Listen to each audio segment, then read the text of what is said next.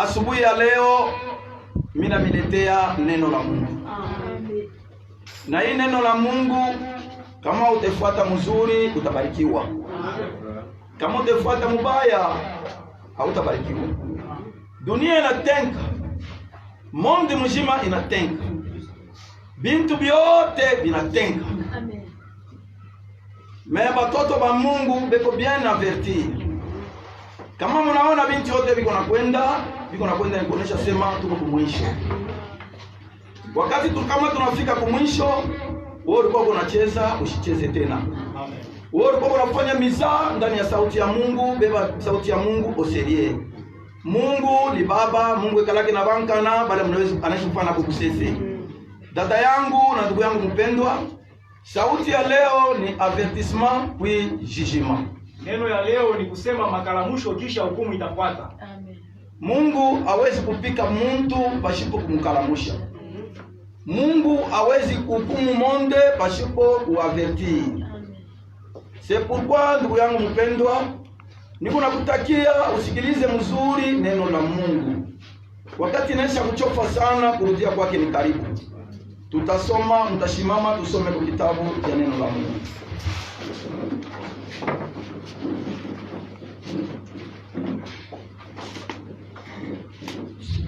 Jean 16.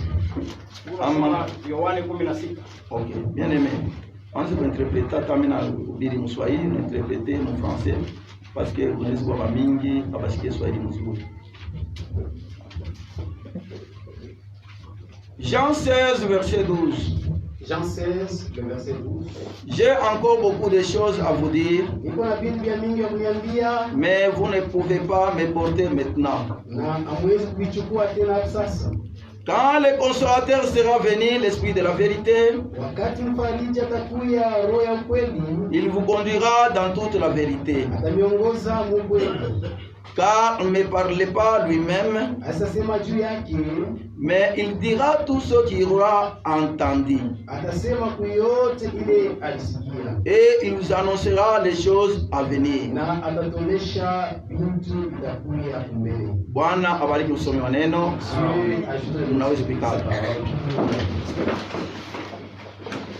Huyu ni Yohane alikuwa anatoka mkusema. Celui-ci c'est Jean qui parle.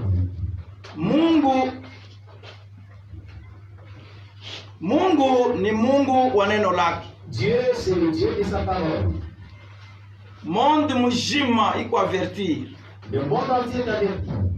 Babran, banoir, les blancs, les noirs, bote beko bien avertir. Tous sont avertis. Sasa babran kufuatana na elimu yabo, les blancs selon leur science, banangalia banasema Mungu ana nabo mafaa. Abana naye mafaa. Ils disent qu'ils n'ont pas besoin de Dieu.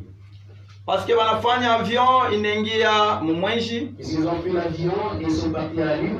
Banafanya bitu ya kuachana. Et ils ont fait beaucoup de choses. Maappareil portable. Et avec beaucoup des appareils portables. Muntu weko mafiki disidu wako hapa mnapatana naye. Et avec les appareils portables, vous parlez avec une personne à distance. Banafanya bitu yote. Et ils ont fait beaucoup de choses. Mais kama kuko kitu kile banashinda kufanya, et s'il y a quelque chose qu'ils n'ont pas pu faire, banashinda kufanya appareil ya kushimamisha lufu. Et ils n'ont pas pu faire l'appareil qui peut arrêter la mort. Hata unakuwa milliardaire, même si vous êtes milliardaire, hakuna namuna ya kusema unaweza kukata milomo juu ya lufu. Vous ne pouvez pas corrompre la mort. Lufu inabakia lufu kufuatana vile Mungu alikuwa kuitunga. La mort c'est la mort selon la parole de Dieu. Ndio kwa maana neno la Mungu iko nasema hivi mu deuxième chronique. Et dans deuxième chronique la parole de Dieu dit ceci. Deuxième chronique verset 36. Deuxième chronique mambo ya siku zake ya 13 na 36. Verset 15. Et le verset 15. L'Éternel, le Dieu de leur père, donna de bons airs à ses envoyés à la maison des avertis. Wamilele Mungu wa baba zao akawagabulia masaa mzuri kubali alituma mkazi juu apate kubakalamusha.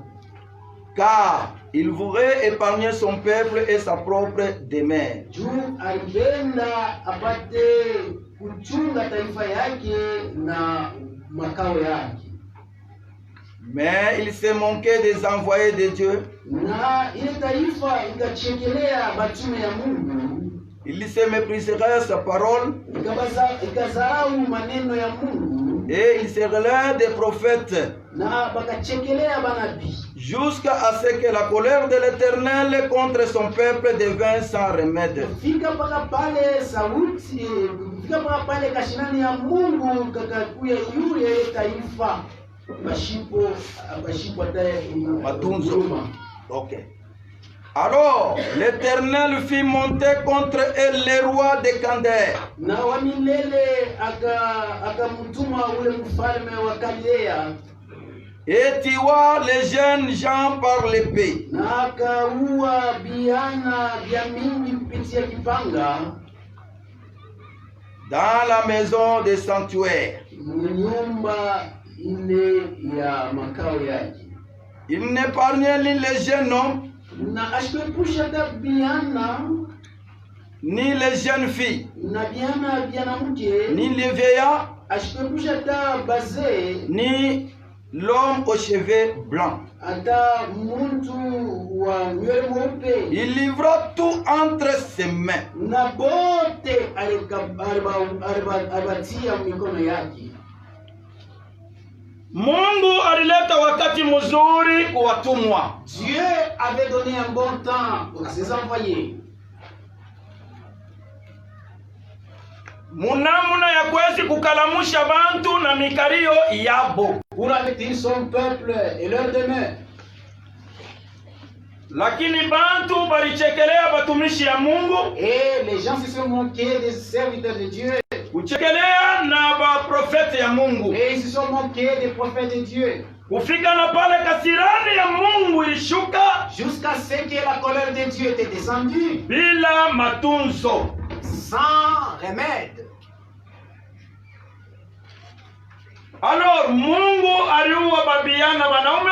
Et Dieu a tué beaucoup de jeunes gens. Babiana banamuke.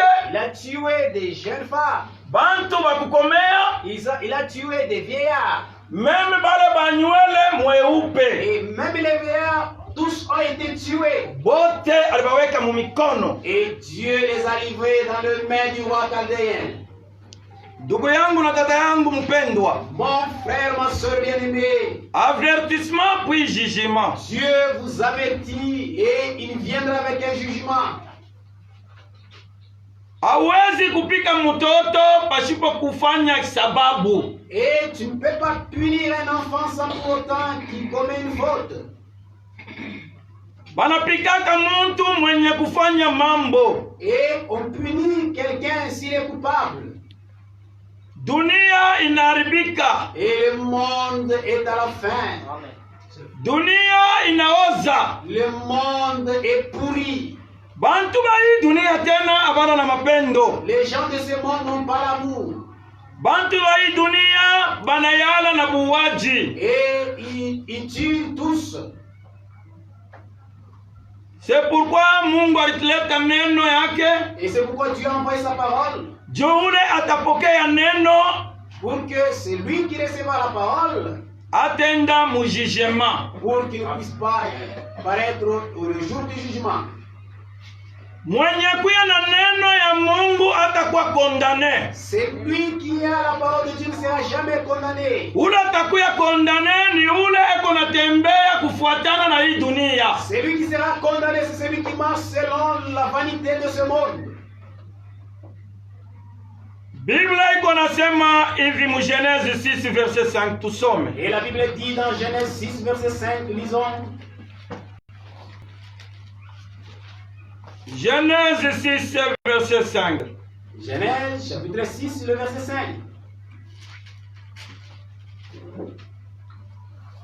L'Éternel vit que les méchanceté des hommes étaient grands sur la terre. Wamilela kaona ubaya wa bantu bulikuwa bunene pa dunia. Et que toutes leurs pensées se portant chaque jour uniquement vers le mal. Na mawazo yote ndani ya roho yao yanapasukuma pa kufanya vibaya. L'Éternel se repentit d'avoir fait l'homme sur la terre. Mungu akajuta kwa nini aliumba mtu kwa dunia. Et ils sont affligés à son cœur. Na akahuzunika ndani ya moyo wake. L'Éternel dit, Na Wamilela akasema, je terminerai des surfaces de la terre l'homme que j'ai créé. karibu yule bulongo mtu le miliumba. Depuis l'homme jusqu'au Bethel. Kutokea mtu na kupita kwa wanyama bote nitaua. Aux reptiles et aux oiseaux du ciel. Taua na bandeke bote baanga. Car je me repentis d'avoir fait voir. Tumina juta kubaumba. Mais Noé trouvait grâce aux yeux de l'Éternel. Kwa lakini Noa akapata neema kwa macho ya milele. Mungu akahuzunika kenye aliumbia mtu pa bulongo.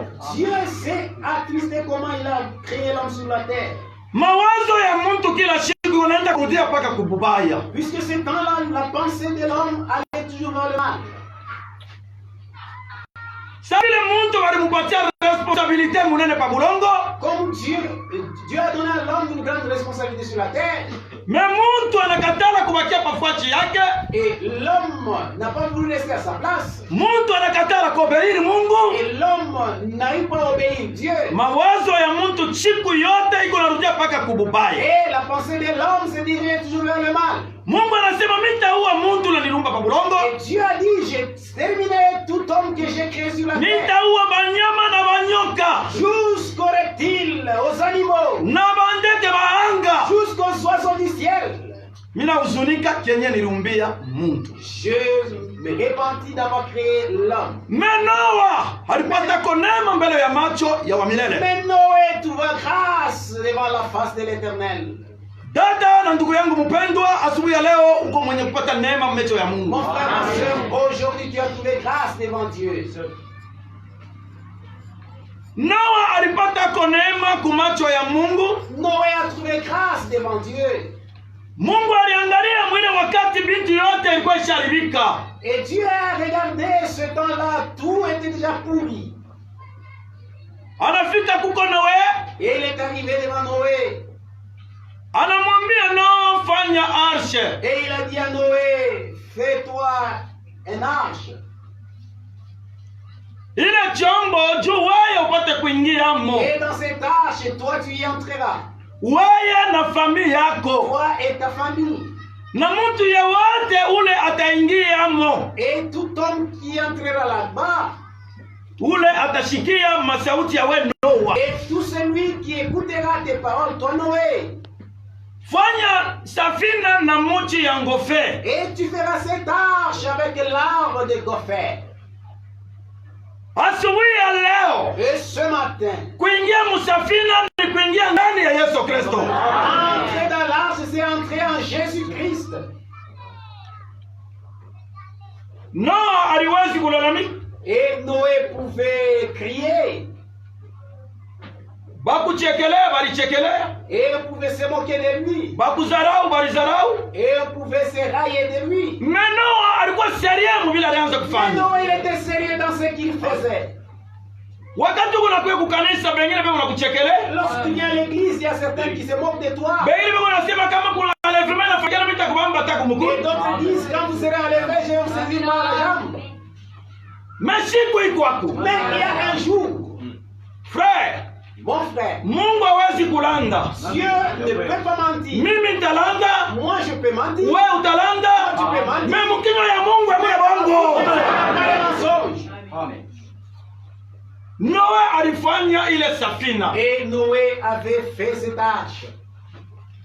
Mungu alimwambia ile safina uifanye na 3e étage. Et l'arche devait comporter 3 étages.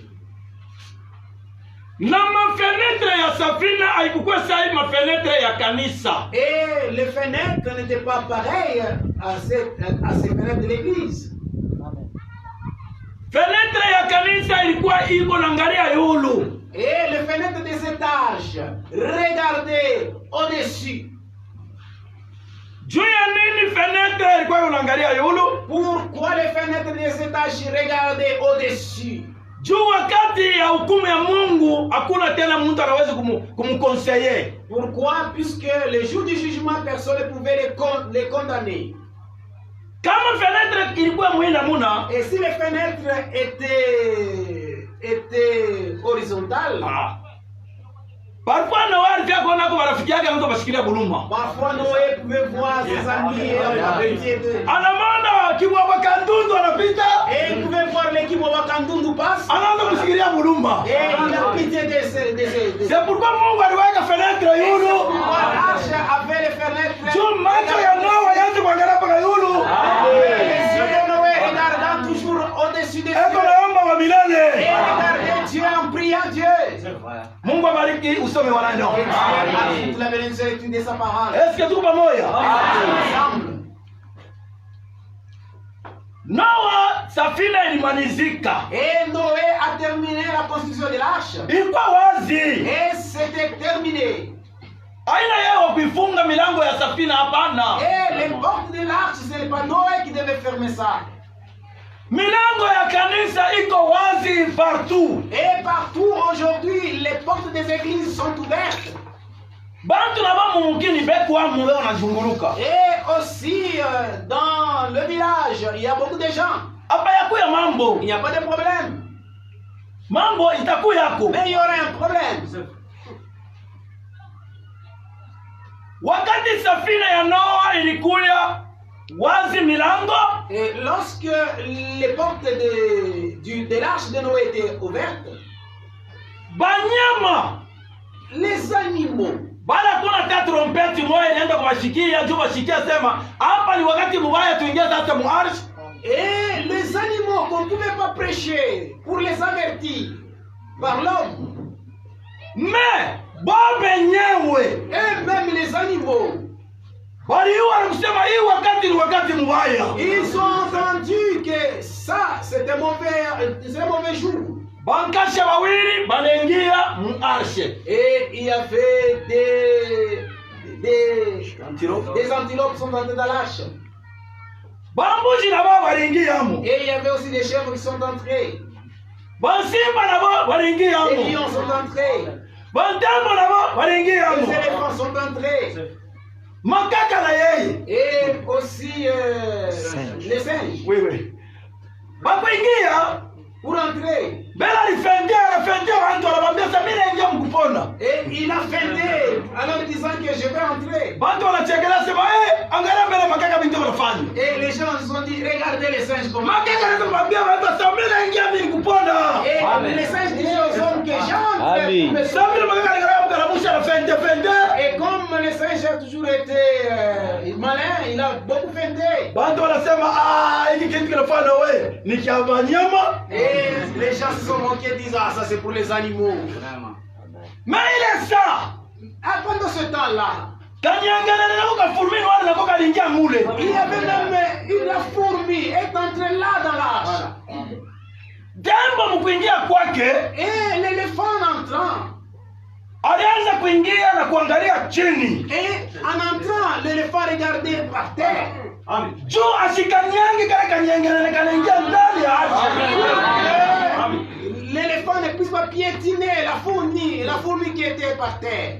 Juu ndani ya sauti ya Mungu, Puisque dans la parole de Dieu, hata mtoto kidogo anapaswa kumheshimia. l'enfant, il faut le respecter. Anawezi kuwa mtoto Il kidogo, peut être un petit enfant. mwana Mungu mkubwa ndani mwake. Il a les grands yeux. Tembea na respect ndani ya sauti ya C'est Mungu. pourquoi dans la parole de Dieu, nous devons nous respecter mutuellement. Simba alikuwa pale, Il y avait les lions.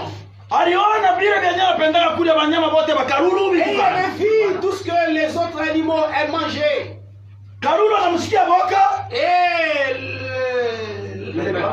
le lapin a eu peur du lion. Lion anamwambia sema mama hamna mambo ya kuliana. Et Ikala le tu. lion lui a dit, dans l'arche, il y a Haleluya! pas Ndani ya sauti ya Mungu, sio wote tuko pamoja. Dans la parole de Dieu, tous sont un. Et le lapin aussi s'est mis à l'aise.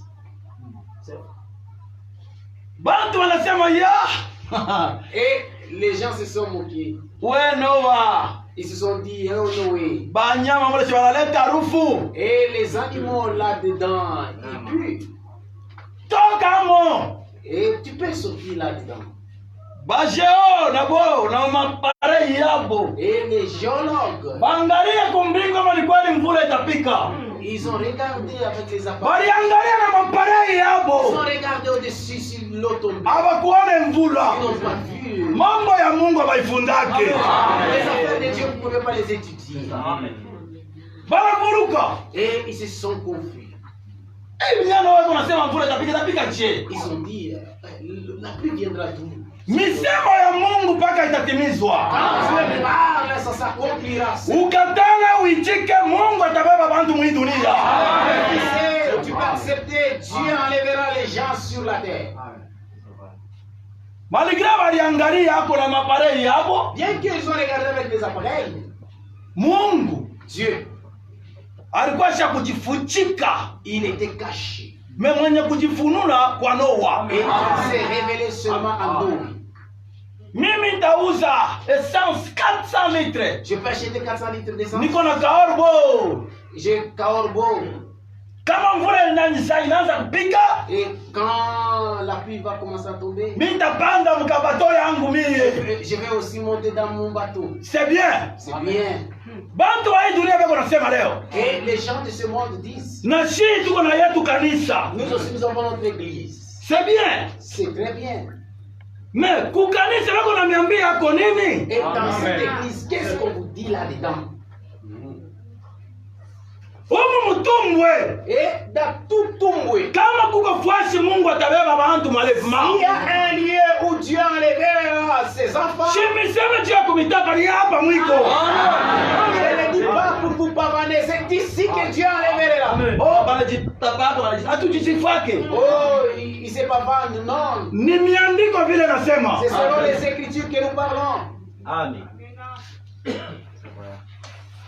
Banauza ma essence frère. Et ils ont acheté les essences.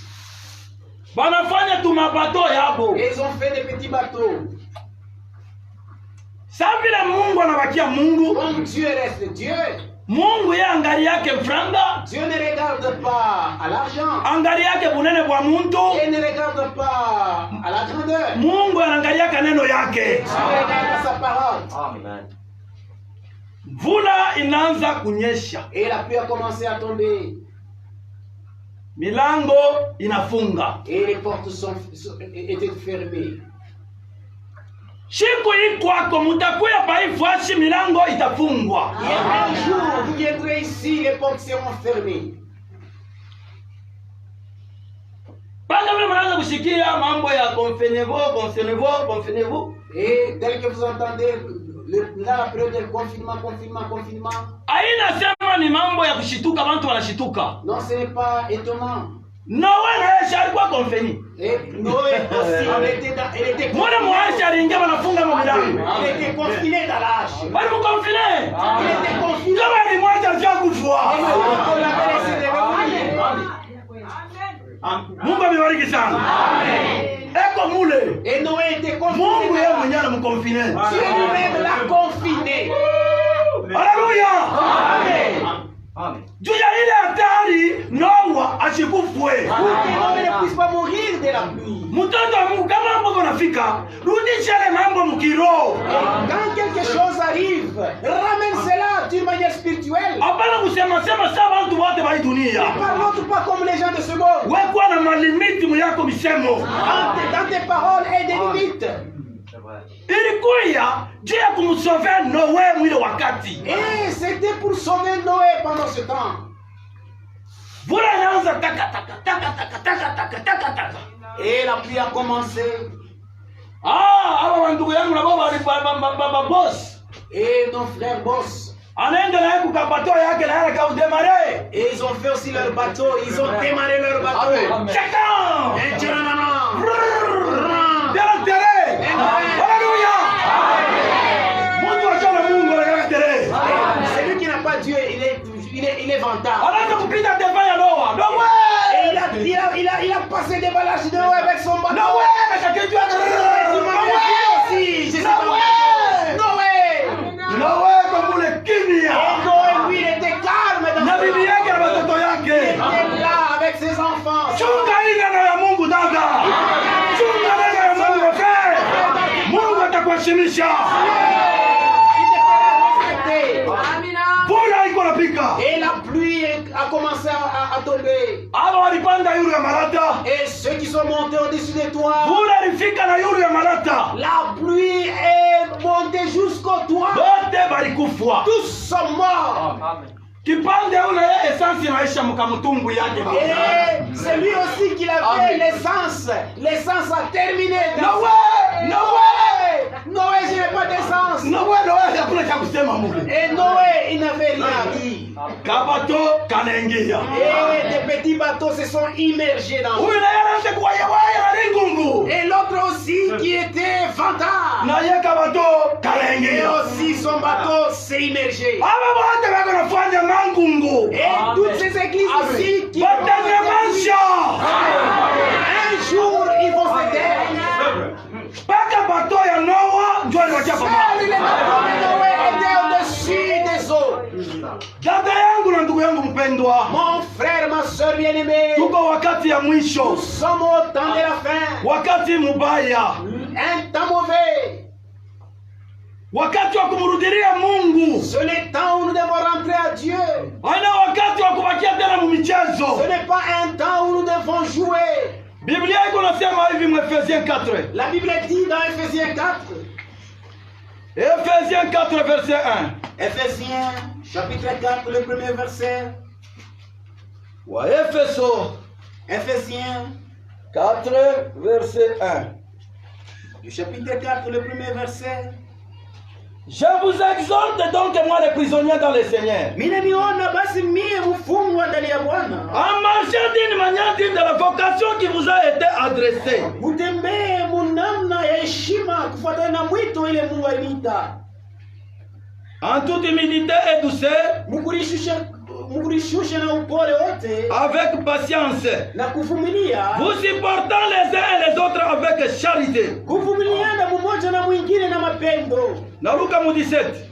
Le verset 17. Voici donc ce que je dis et ce que je déclare dans le Seigneur. Tazama basi mimi nasema na mimi naitangaza ndani ya Bwana. C'est que vous n'avez plus marché comme les païens qui marchent selon la vanité de leurs pensées. Msitembee basi sawa mapagano vile wanaweza kutembeaka kufuatana na mawazo yao ya bure.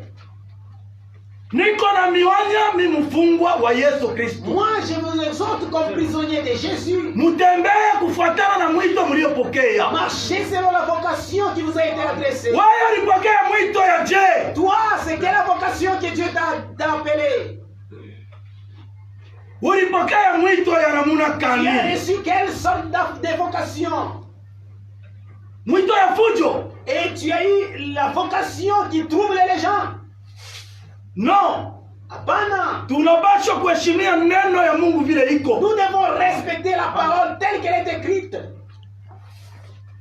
Mukanisa ukwamo. Dans l'église, tu y es. Mudunia ukwamo. Et tu es aussi dans le monde. Barafiki yako bote ba dunia balevi njo bako wewe. Toi, tu n'as que des amis ivrognes, Basharati, des amis adultères, bauaji. des amis meurtriers. Non frère, Hapana ndugu.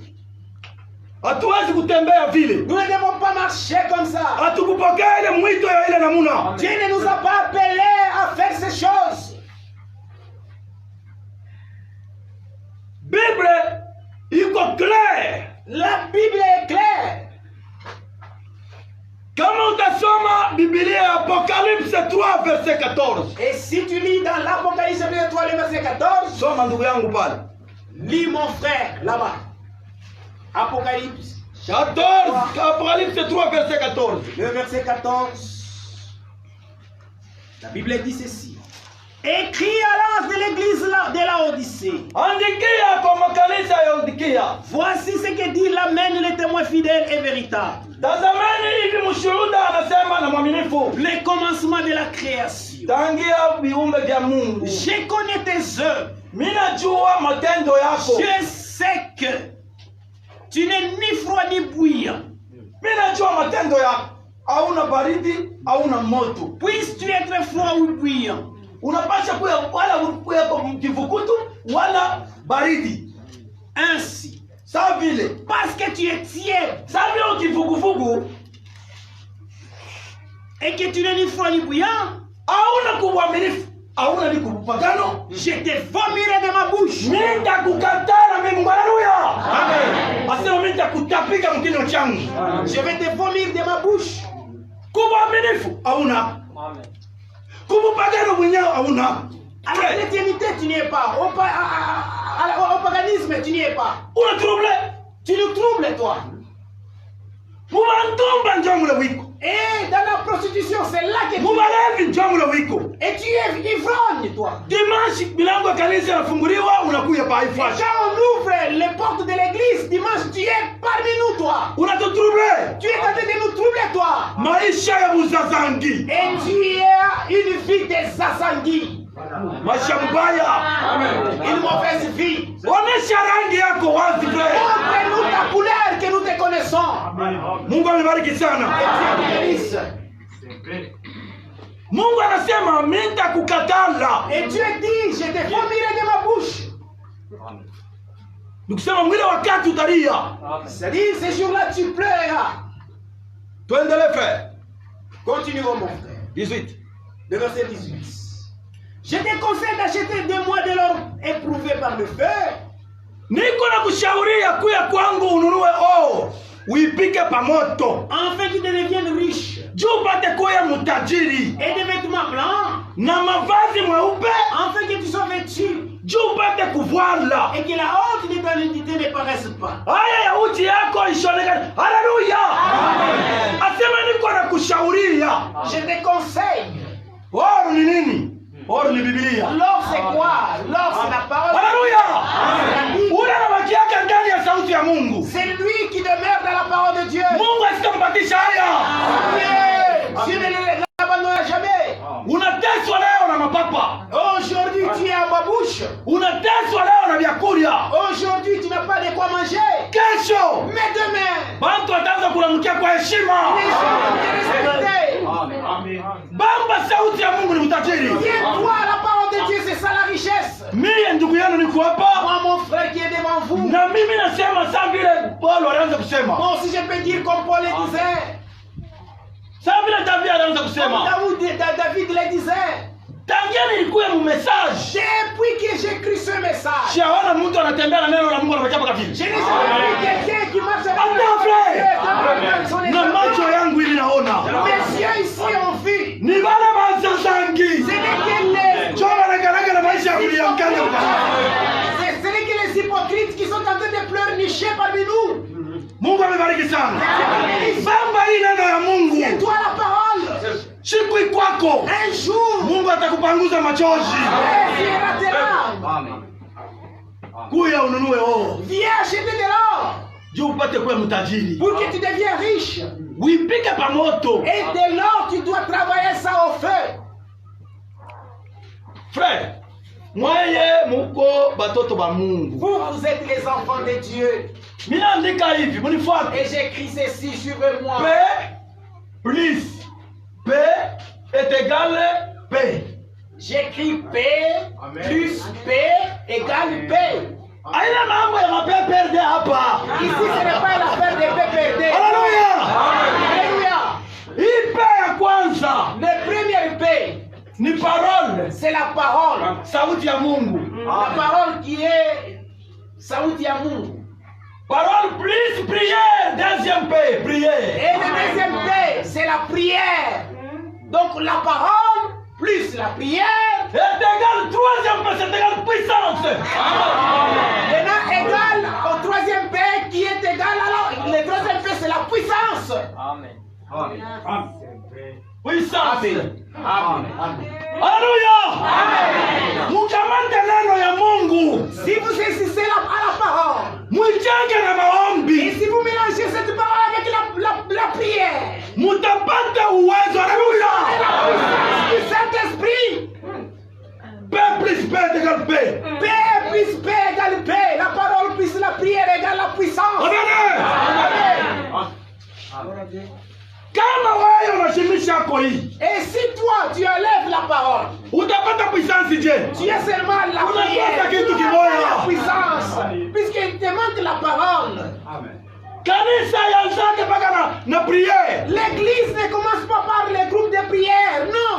Leo hii makanisa Aujourd'hui, beaucoup des églises, musantre vile ya Lubumbashi kanaanza na priere. ville de Lubumbashi partout, ça Non. commence avec la prière. Non, non, non. Bafumu walikuwa kumalemba. Même les défunts qui sont venus de Malemba, Bafumu walikuwa kudila na santo wakapanga. et les défunts qui sont venus de Dilolo, Sando, Kapanga, Bafumu wale wote walikuwa mafuasha kwa chana. et tous les défunts qui sont venus de tous les endroits. Banasikia haya kuipakana mabunga. Et ils ont eu honte. Banasikia haya kubwana mansaka. Et ils ont eu honte de s'habiller en lambeau. Banaingia leo mu makanisa. Et ils sont dans les églises. Banaanza na maombi. Ils commencent l'église par les groupes de prière. Mukimbie. Oui, à ces endroits-là. Ni bafumu. C'est ça, les défunts. Jua banaletisha mashaka mingi mu masantre de Et vie. ce sont ces défunts-là qui a favorisé qu'il y ait des enfants délaissés dans les rues. Kama anafika mukanisa, Et s'ils arrivent dans l'église, anaanza kuprofetize. leur prophétie, Ni mpaka mama yako anaisha kufunga. c'est toujours la Mama yako anaisha sorcellerie. kukufanya. Et c'est toujours Mtoto yako haiko na buroshi. Et c'est toujours la sorcellerie. Bongo pa bongo. C'est faux et archi-faux. Wewe anakuambia sema mama yako ni mroshi. Et toi aussi, on te dit que ta mère est sorcière. Wanda kapige mama yako wewe. Toi, tu vas tabasser ta mère. Na neno ya Mungu hauna nayo ndani mwako wewe. Tu n'aimes pas la parole de Dieu en toi. Unachukia mama yako wala alikuteswea. Toi, ta mère qui t'a engendré, tu les hais, toi. Frère, Mon frère, turudie kusauti ya nous devons Mungu. rentrer à la parole. Mama yako alikuhangaikia. Ta mère qui a souffert pour toi. Kama alikuwa kukutembea kwako wewe. Si ta mère vient te visiter chez toi Unaenda kupeleka kukampishi. et tu les fais dormir là à la boyerie, Mungu atusaidie sana. que Dieu vienne en aide. Dada yetu moya, Non, et notre soeur, mademo inamuingia. notre soeur était saisie par des démons. Mama yake anakuya anatoka kudilolo. Et sa mère est venue de Dilolo, Anakuwa kubatembele. est venue le rendre visite. Alikuwa ni mama wa Bwana. C'était sa belle-mère. Dada ule anaangalia, Et cette soeur a regardé. sema huyu mama anaweza kufanya mashiku mingi. Elle a regardé que cette maman est venue pour mettre du temps chez moi. Anaita watoto yake. Et a appelé tous ses enfants. Sema mwanze kufanya bushiku kama unaanza kulala mwanze kulia muntu munyumba muntu. Et elle a dit à ses enfants, quand vous dormez la nuit, Ule mama yako wala alikuzalia Bwana. fantôme, Ni mama yako na weye. la mère qui a engendré ton mari, c'est ta maman et toi aussi. Watoto wanaanza kulia. Et la nuit, les enfants commencent à crier, fantôme, fantôme, Muntu. fantôme, fantôme. Mama deja mwila nyumba ashina tranquille tena. Et la belle-mère n'avait pas de paix dans sa Ni mimi nakuya njo banaanza kulia ni nini? Et c'est ma présence. Et ces enfants commencent à crier fantôme ou quoi? Mtoto yake mwanaume anaangalia. Et son enfant a regardé. Bibi yangu, Ma hii mambo yenyewe unaona je sema wewe njoo nani watoto wako wanaona mtu. Siku yote wanamuona hapa. Ma femme, qu'est-ce que tu vois? Non, ce sont tes enfants qui voient un fantôme. Hein? Tu dois régler cette affaire.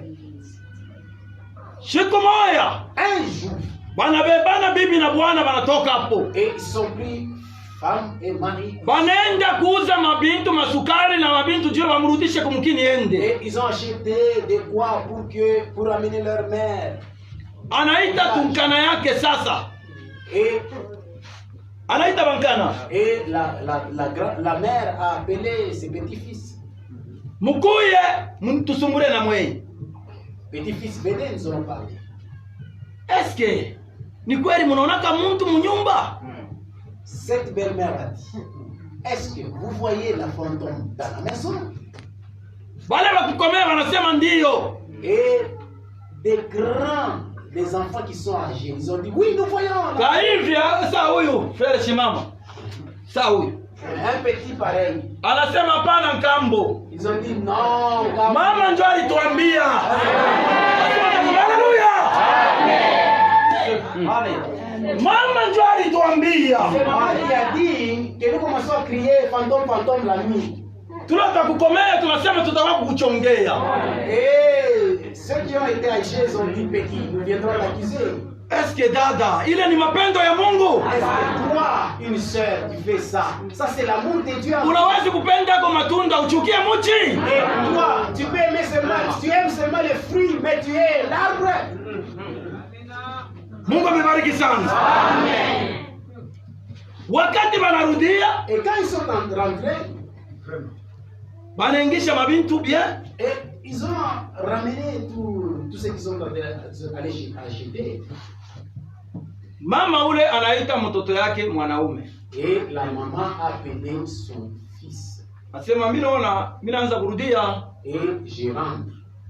Mama mimi niliona ke mwima siku utarudia juu kangalie kwa wakati ya kwenda kulima. Et le fils a dit, bon, tu dois rentrer aussi puisque tu dois rester le temps de cultiver.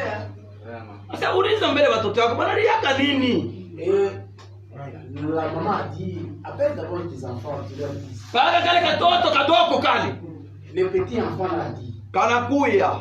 Et il a dit, Baba, papa, mama ndio anaanza kutuambia tuanze kulia. c'est maman qui nous disait que nous disons massacrer. Mimi namwambia amo Nkambo. Moi j'ai dit à la grand-mère et les autres ont dit, oh, ils viendront m'accuser. Hapa kwa wanasema wataku nichongea. Les autres ont dit, ils viendront m'accuser.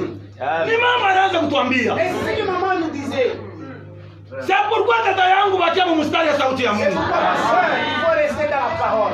Il faut kupenda ngambo yote. Il faut aimer de tous côtés. Juu hii dunia tunakuwa kutembea. Puisque ce monde, nous sommes venus. Muko rufu, muko bushima. Dans ce monde, il y a la mort et la vie. Nimeoneshe kweli. Et je vous dis, mon frère, Muganie wakati mungali bashima. vous devez gagner pendant que vous êtes en vie. Penda bandugu ya Bwana. Il faut aimer aussi du côté de votre mari. Na bandugu yako. Et tu dois aimer aussi tes frères. Frère, penda bandugu ya Et bibi. toi, frère, aussi, tu dois aimer aussi du côté de ta femme. Basemeki yako wanakuwa kumulango. Et tes beaux frères viennent à la maison. Unabeba 2000 ndio bakauze Thomson. Et tu donnes à ta femme 2000 pour qu'ils achètent le Thomson. Bantu bako kama ni 8 2000 wauze Thomson. Et les gens sont 8, toi tu donnes à ta femme 2000 francs. Banakuuliza mafuta hii hapo tufanye je? Et on te dit qu'il n'y a pas d'huile. Mulitebria mingi Et toi tu fani. dis à ta femme, débrouille-toi, qu'est-ce que moi je vais faire? Au yote unafukusha basemeki yako mwakili Tu wewe. ne sais pas que tu es en train de chasser tes beaux frères. Baraka utapata namna gani? Et tu auras la bénédiction comment? No. Hapana. Tunapaswa kufanya bintu yote na mapendo. Et nous devons agir en toutes choses avec l'amour. Mimi nilikuwa na semeki yangu propre. Moi j'avais mon beau frère propre. Ule semeki yangu alikuwa na magasin. Et mon beau frère propre avait un magasin. Bantu mingi kwa Lwezi mjima hata Lubumbashi mu centre ville. Abo kwanza kuchika sana semeki yangu. Et beaucoup de gens partout n'acceptent pas que c'est mon beau frère. Banaanza kuona sana mkubwa yangu. Et ils pensaient que c'est mon frère propre. Nilianza kumwambiaka bibi yake, Et je disais à sa femme, alikuwa ni dada yetu. c'était notre sœur en Christ. Tuliamini naye message moja. Le même message. Anatoka anaenda mu Branham Dieu. Et elle est partie dans Branham Dieu. Pami kumurudisha anaanza kutomboka. Et quand j'allais la ramener, elle s'exclamait. Jumula walimupatia kama na kipande ya franga afanye nayo kazi ya commerce. Et là, chez Branham Dieu, on lui a aussi donné une portion de l'argent. Frère, atama nakupatia franga. Même si on te donne l'argent. Unaenda mu États-Unis d'Amérique. Même si tu vas aux États-Unis d'Amérique. Unaenda huko Dubai. Et même si tu vas au Dubaï. Dubai haina mbingu. Dubaï, c'est pas le ciel. Amérique haina mbingu. Et l'Amérique, c'est pas le ciel. Muna mu Dubai na mu Amérique sina moto wanaenda. Et même au Dubaï, même en Amérique, il y a aussi coupure de courant. Mais mu mbingu moto wanaenda Et kemo. au ciel, il n'y a pas de délestage. Amikalaka bushit. Il n'y a pas de la nuit. alifanya makazi mzuri. Et elle a beaucoup travaillé. Alikuwa na basemeki yake. Et elle avait aussi ses beaux-frères. Abakumutake. Et ses beaux-frères ne l'aimaient pas. Sa vile Mungu anabakia Mungu. Comme Dieu reste Dieu. Anabebaka bale anapenda na achaka na bale Il anapenda. prend ceux qu'il aime. Siku moja Un jour. bofu ananiambia, anasema unyoshe kwa samaki ya mzuri sana pale labo nikuye nayo. Kwa kachamata. Bof m'a dit, achète-moi alors là-bas des bons poissons et viens avec. Mimi nauza samaki ya mzuri. Et j'ai acheté des bons poissons. Mimi nasa kesho mimi nitakuya, mimi nitapanda bisi ya kwanza niko Et nakuja. je me dis que le matin, avec le premier bus, je serai déjà. Busubuhi Et le matin, mimi napima telefone. et j'ai essayé de l'appeler. Inapita sana babebe. Et ça passait, on ne prend pas. Naita tena Et j'ai appelé encore. ababebe. Ils n'ont pas pris. Mimi namwonyesha bibi yangu. Et j'ai dit à ma femme. Nasema mimi naita mkubwa yako bofu wangu, telefone hiyo unapita ibebe. Et j'ai dit que ton grand frère, j'ai l'appelle. Ni nini? Il ne prend pas. C'est quoi? Yeye anaita telefone katoto kale kalikuwa kumulango. Et ma femme a appelé l'enfant qui était à la maison. Kale katoto anamwambia sema, sangaji kuya chachako. Baba hapa anaanguka, mama anakimbia anaenda kumuita pasteur. Et on a dit, viens vite, mon père est tombé. Et maman est allée appeler le pasteur. Jo bibi yangu ananirudisha kulolaba, anasema hapa wananiambia sema mkubwa anaanguka, mimi sio kama anaanguka. Anaanza kulia, mnasema ushirie mbele. Unaanza kulia, unakwambia anaanguka nini? Et ma femme a dit, mon grand frère est tombé. Et ma femme commence à pleurer. Paka vile alianguka njoo paka vile alienda. Et de la même manière qu'il était tombé, qu'il est mort. Ndugu yangu na dada yangu, njoo siku niliona kusema mtu mwa dunia ana wa bien. C'est ces jours-là que j'avais vu que dans ce monde, l'homme n'est pas aimé. Niko na mipatia avertissement, mshirudie mambo ya dunia. Et je vous donne les avertissements pour que vous ne rentrez plus dans les affaires de ce monde. Famille yote ya babibi yangu, Toute la famille de ma femme, paka bibi yangu sasa ndio mwenye kuamini message. et il n'y a que ma femme qui croit au message. Bote wanasema semeki alianza kututeswa leo ataona. Et ils ont dit que notre belle-sœur aujourd'hui verra. Mina toka lolaba mina kuya. Et je suis sorti de là, je suis arrivé. Ndugu yangu kulikuwa ni yulu. Et c'était terrible. Mina angalia ubofamu tulipendana naye sana. Et j'ai regardé mon beau-frère, on s'aimait beaucoup. Tafanya nini? Qu'est-ce que je vais faire?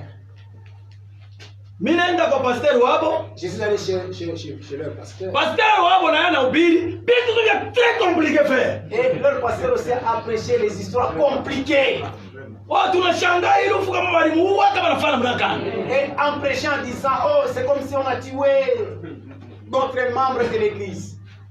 Mimi naambia mtoto yake sasa simnipe kwa mimi niseme iko. Et j'ai dit, donnez-moi aussi que je puisse parler. Mtoto yake anakatala. Et son enfant Anawacha catégorique. dit, non, tu ne parles pas. Bakubwa yake ya ule semeji yangu alikufa wote alikalaka kolezi. Et tous les grands frères du bon fait, ils étaient à Colosse. Buruma mnanibamba ule tata namna manaanza kumsufu, banaanza kumteso. Et j'étais pitié comment on faisait souffrir cette sœur. Sasa vile Mungu wetu anabakia Mungu. Comme Dieu reste Dieu. Mesa nitoke paka hivi pastor anakuja. Et en sortant comme ça, le pasteur est venu. Nasema, wewe njoo semeji yake, ule anaanza kunyambia yako kanisa. Ah, c'est toi, son bof qui me racontait de toi à l'église. Asa unahubiri hata? Et tu prêches. Mimi nasema ndio. J'ai dit, ils ont Asema, dit oui. paka wewe twende uhubiri kwa kwanza. Et toi, tu as prêché. Sasa niko namwambia leo, Mon frère, ma soeur, Mungu mwenye kweli. Amen. Mungu alikuwa anashusha uwezo yake Et Dieu est descendu ce jour-là. kupika mpanga ya neno la Et Mungu. je prêchais la parole.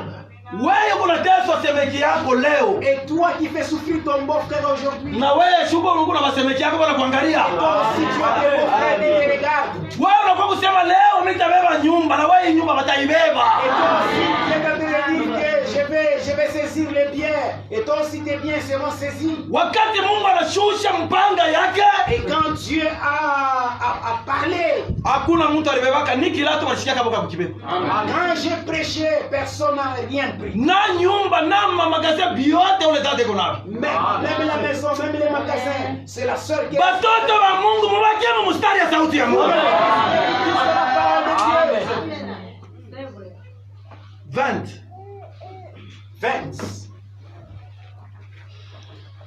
Apocalypse 3 verset yake tuingie mu 20 frère. Apocalypse chapitre 3, 20e verset.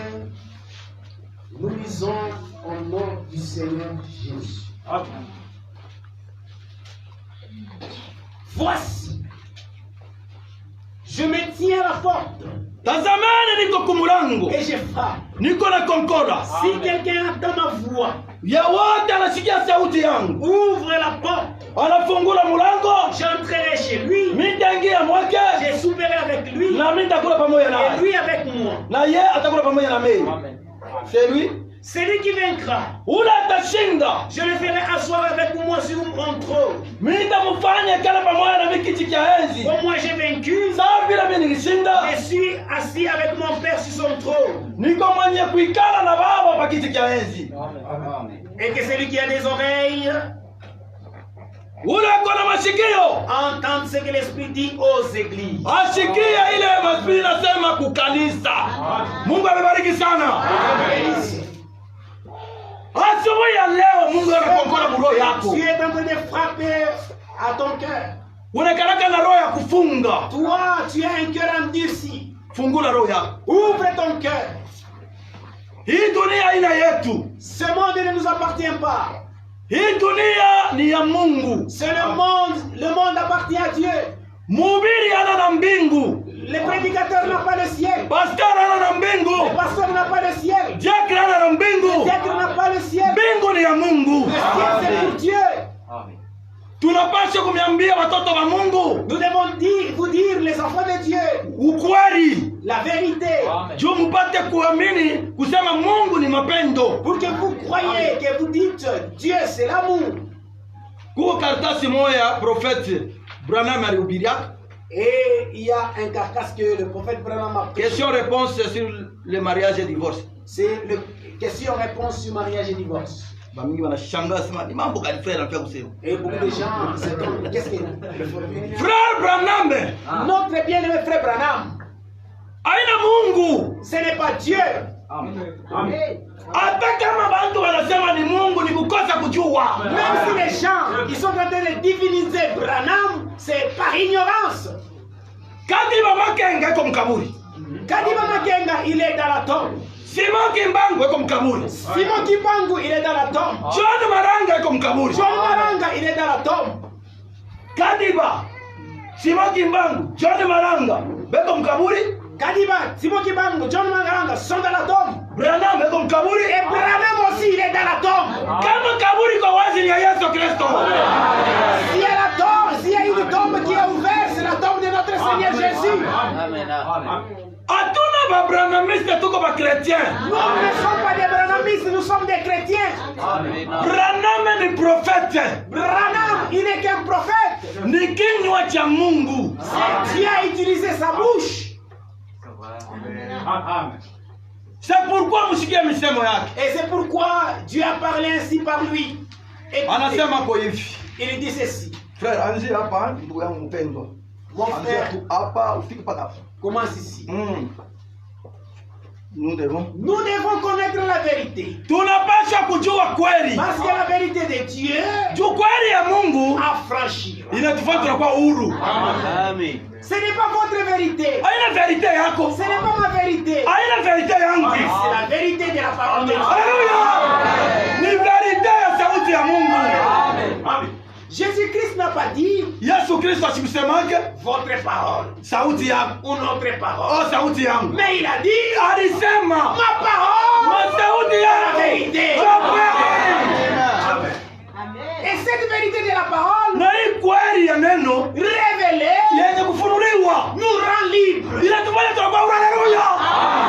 Frère, kama hii neno ya Mungu Kama unakunywa pombe unakuwa mruweti. Ce n'est pas la parole de Dieu. Kuko unakunywa pombe unakuwa mshario.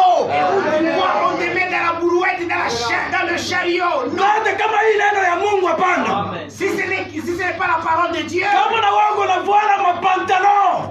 tu devais aussi porter des pantalons. Mechi ya hii neno ya Mungu. Mais à cause de la parole, Inatupenda tunakuwa tunakuya. c'est la vérité. Mungu asifiwe sana.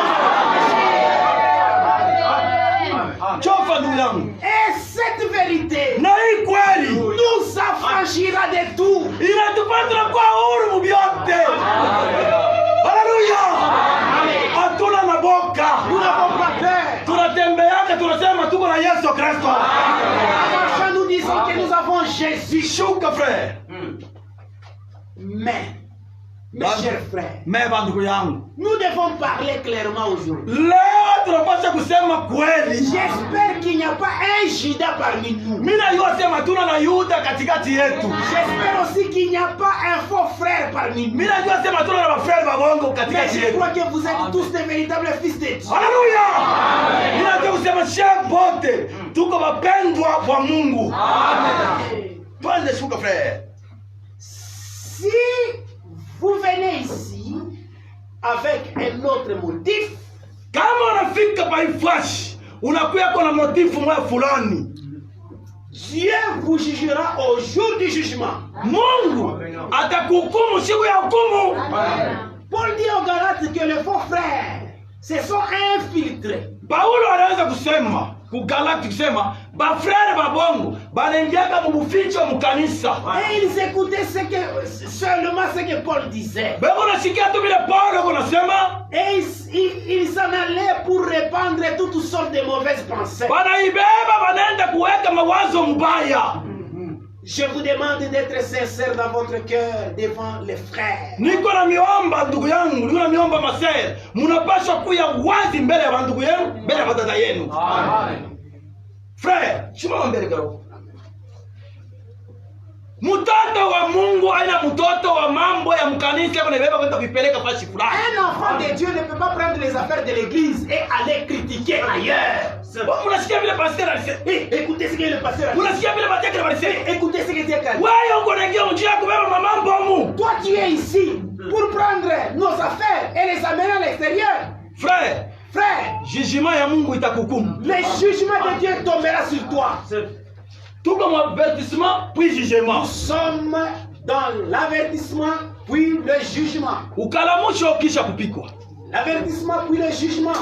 Wakati unaingia ndani ya kanisa, lorsque tu entres dans l'église, kuya na roho kusema mimi naenda Mungu anisaidie. Il faut y entrer en disant j'y vais là-bas pour que Dieu puisse m'aider. Bana ubiri asema ile mambo ile ni ya dada Kalenga. Et quand on prêche, on dit que on parlait contre Dada Kalenga.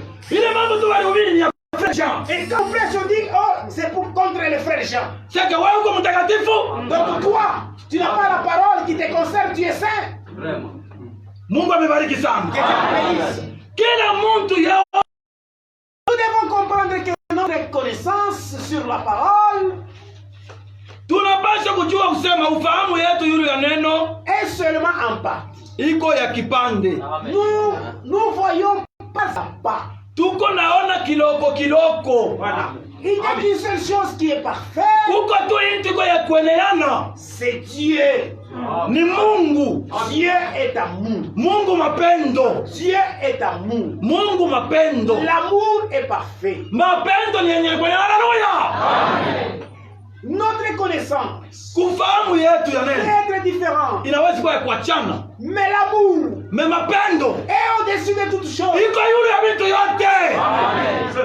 Si nous avons l'amour de Dieu, Kama tuko na mapendo ya Mungu, nous pouvons aimer les frères. tunapaswa kupendana banduku, tunapaswa kupendana dada. Mais s'ils comprennent la Bible Kama eko nasikia Biblia d'une manière différente, munamuna ya kuachana, et s'ils n'ont pas l'amour de Dieu, kama tuna na mapendo ya nous Mungu, allons dire, tunaanza kusema voici ces frères-là, munaona ule frère croient de cette façon. anaamini mwina munaleta frère. C'est pourquoi ma critique inaanza. Et à partir de là, les critiques commencent.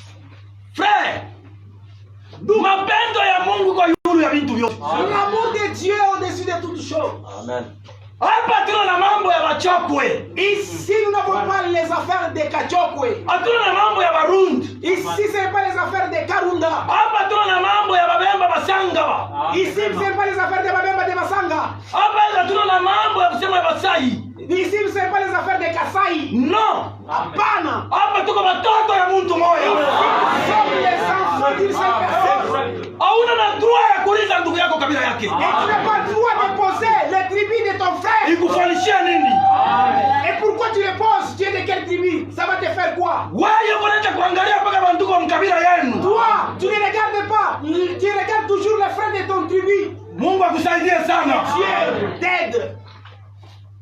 Haina mambo ya kuangalia sema huyu ni ndugu yangu Msanga, huyu tu ni ndugu yangu Karunda, huyu tu no. Ce n'est pas dire celui-ci c'est mon frère Karunda Msanga Mkasai, non. Ina mambo kumunara ya Babeli njoo ile likuya.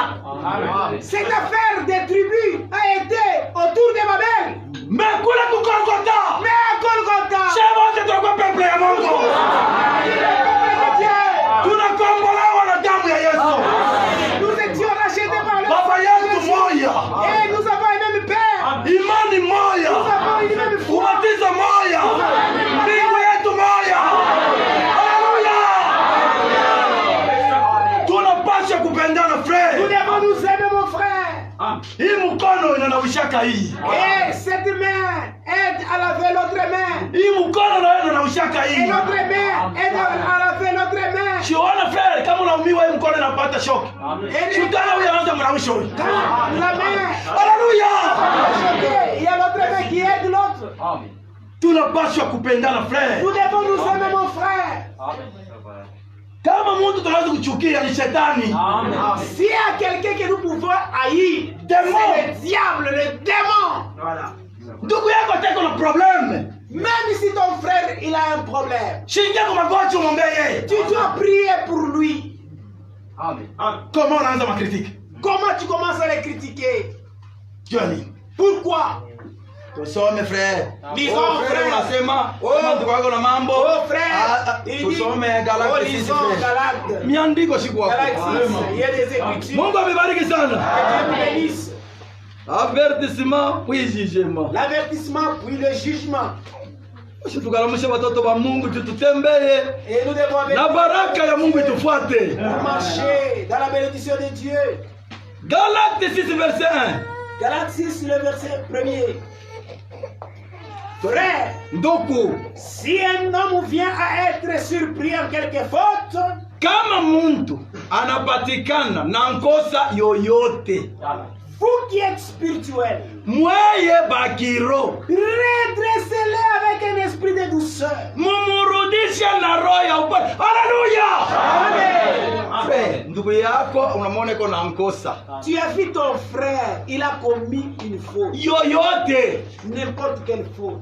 uyone mupate iko na kunywa, Et parfois tu l'as trouvé en train de boire. urumpata na mambo yoyote. Et tu l'as trouvé en flagrant délit. Frère, unafika pale unaanza kumfokea, mtapatana. Tu arrives là-bas, tu commences à les gronder. Est-ce que vous allez vous entendre? Biblia anasema umurudishe na roho ya upole. Redressez-les avec un esprit de douceur.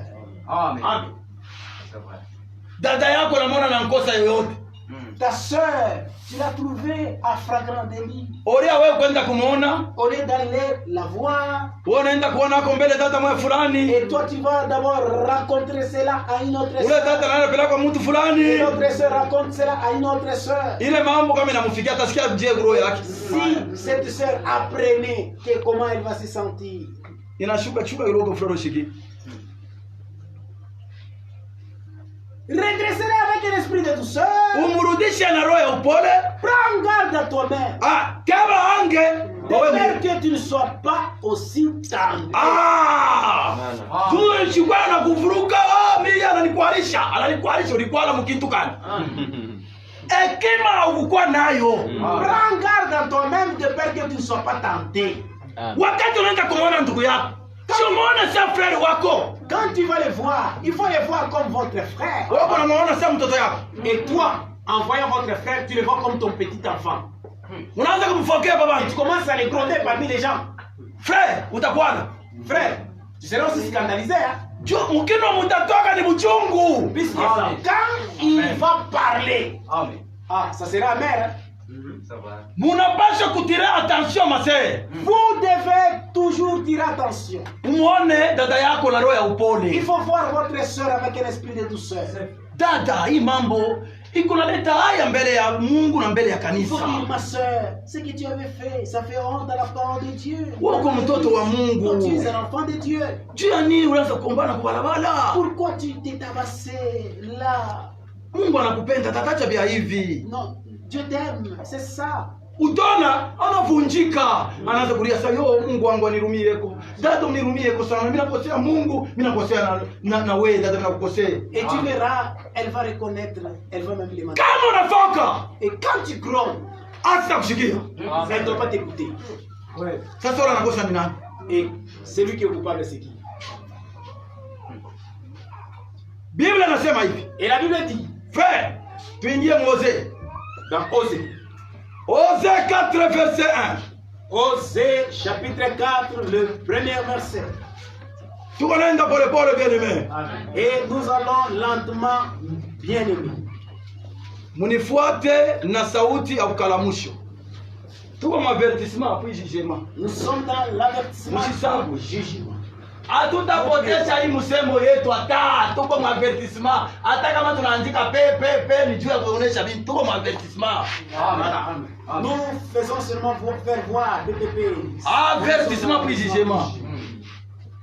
Osée chapitre 4, le premier verset. Chunga mbele niandike na avertissement kweli. Ndio basi tunaangalia hapo mbele ubintu. Avertissement.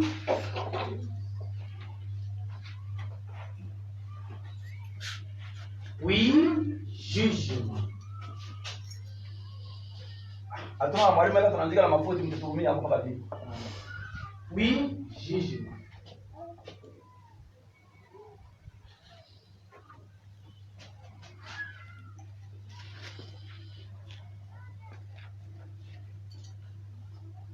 Peko mambo mbili. Il y a deux choses. Hii avertissement ukalamusho, L'avertissement, c'est-à-dire on t'avertit. jugement ni kukondane. Et dans le jugement, il y a la condamnation. Hawezi kukondana hata kwa prison. Haiwezi kukondana mtu asiye kumwantendre. Et on ne peut pas condamner quelqu'un sans pour autant l'entendre, l'écouter. Haleluya. Amen. Soma miandiko frère. Lis mon frère, Osée 4, le premier verset. Écoutez la parole de l'Éternel, enfants d'Israël. Musikie neno ya milele nyumba ya Israeli. Car l'Éternel a un procès avec les habitants du pays. Asema wa milele eko na mambo na wakaaji wa dunia. Parce qu'il n'y a point de vérité, Habana na kweli. Vraiment. point de miséricorde, Habana na huruma. point de connaissance de Dieu. Habana na ufahamu ya neno ya Mungu mwinchi. Vraiment. Oh, maintenant. Il n'est que des parjures Beko na shibalapa tu ya bongo. et les mensonges, Bongo kwa bongo. l'assassinat, Kuwana, vol kuiba, et adultère, usharati omise de violence. na kuvyo. Haleluya. Acha frère.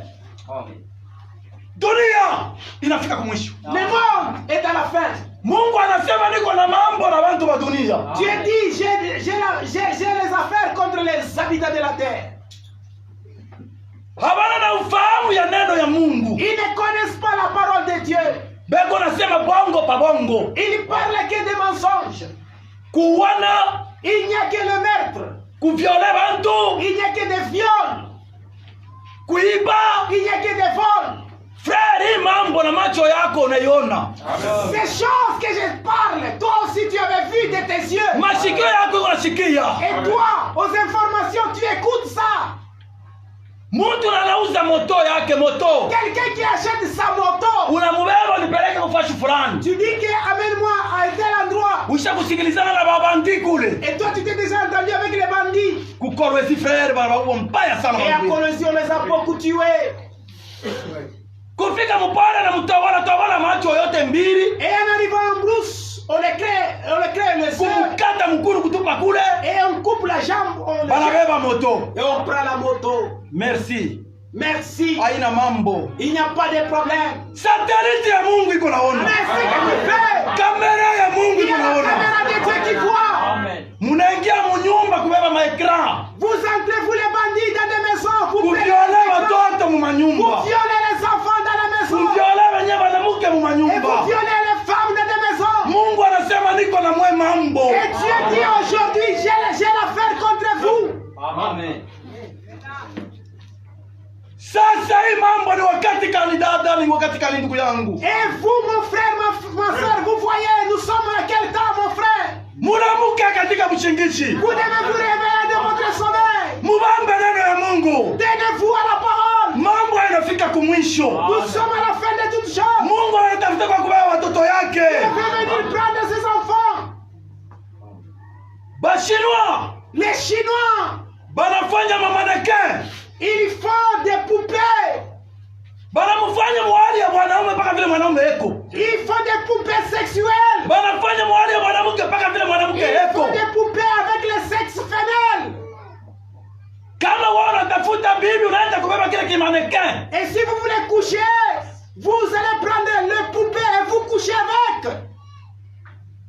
Beko naosha na $15,000. Et ces poupées sexuelles, les Chinois vendent ça à $15,000. Ile mambo abachokoze kasirani ya Mungu. Et ce qu'ils font, ils ne suscitent pas la colère de Dieu. Wewe bibi yako kwa maneke. Et toi, tu épouses, tu achètes un Wana poupée kwa sexuelle. mannequin. Et tu achètes un poupée sexuelle. Ule Mungu yeye alifanya vitu anakuwa wabule. Le Dieu qui a créé les femmes qui travaillent dans des Non. rues et ne voient pas. Ile alikuwa wakati ya Noa. Oh, ce qui a été au temps de Noé, Wakati ya Loti. ce qui a été au temps de Lot, Jua iko na kuya kurudia kwa mwana wa et c'est Mungu. ce qui arrive au temps de l'avènement du Fils de l'homme. Banamupoze journaliste.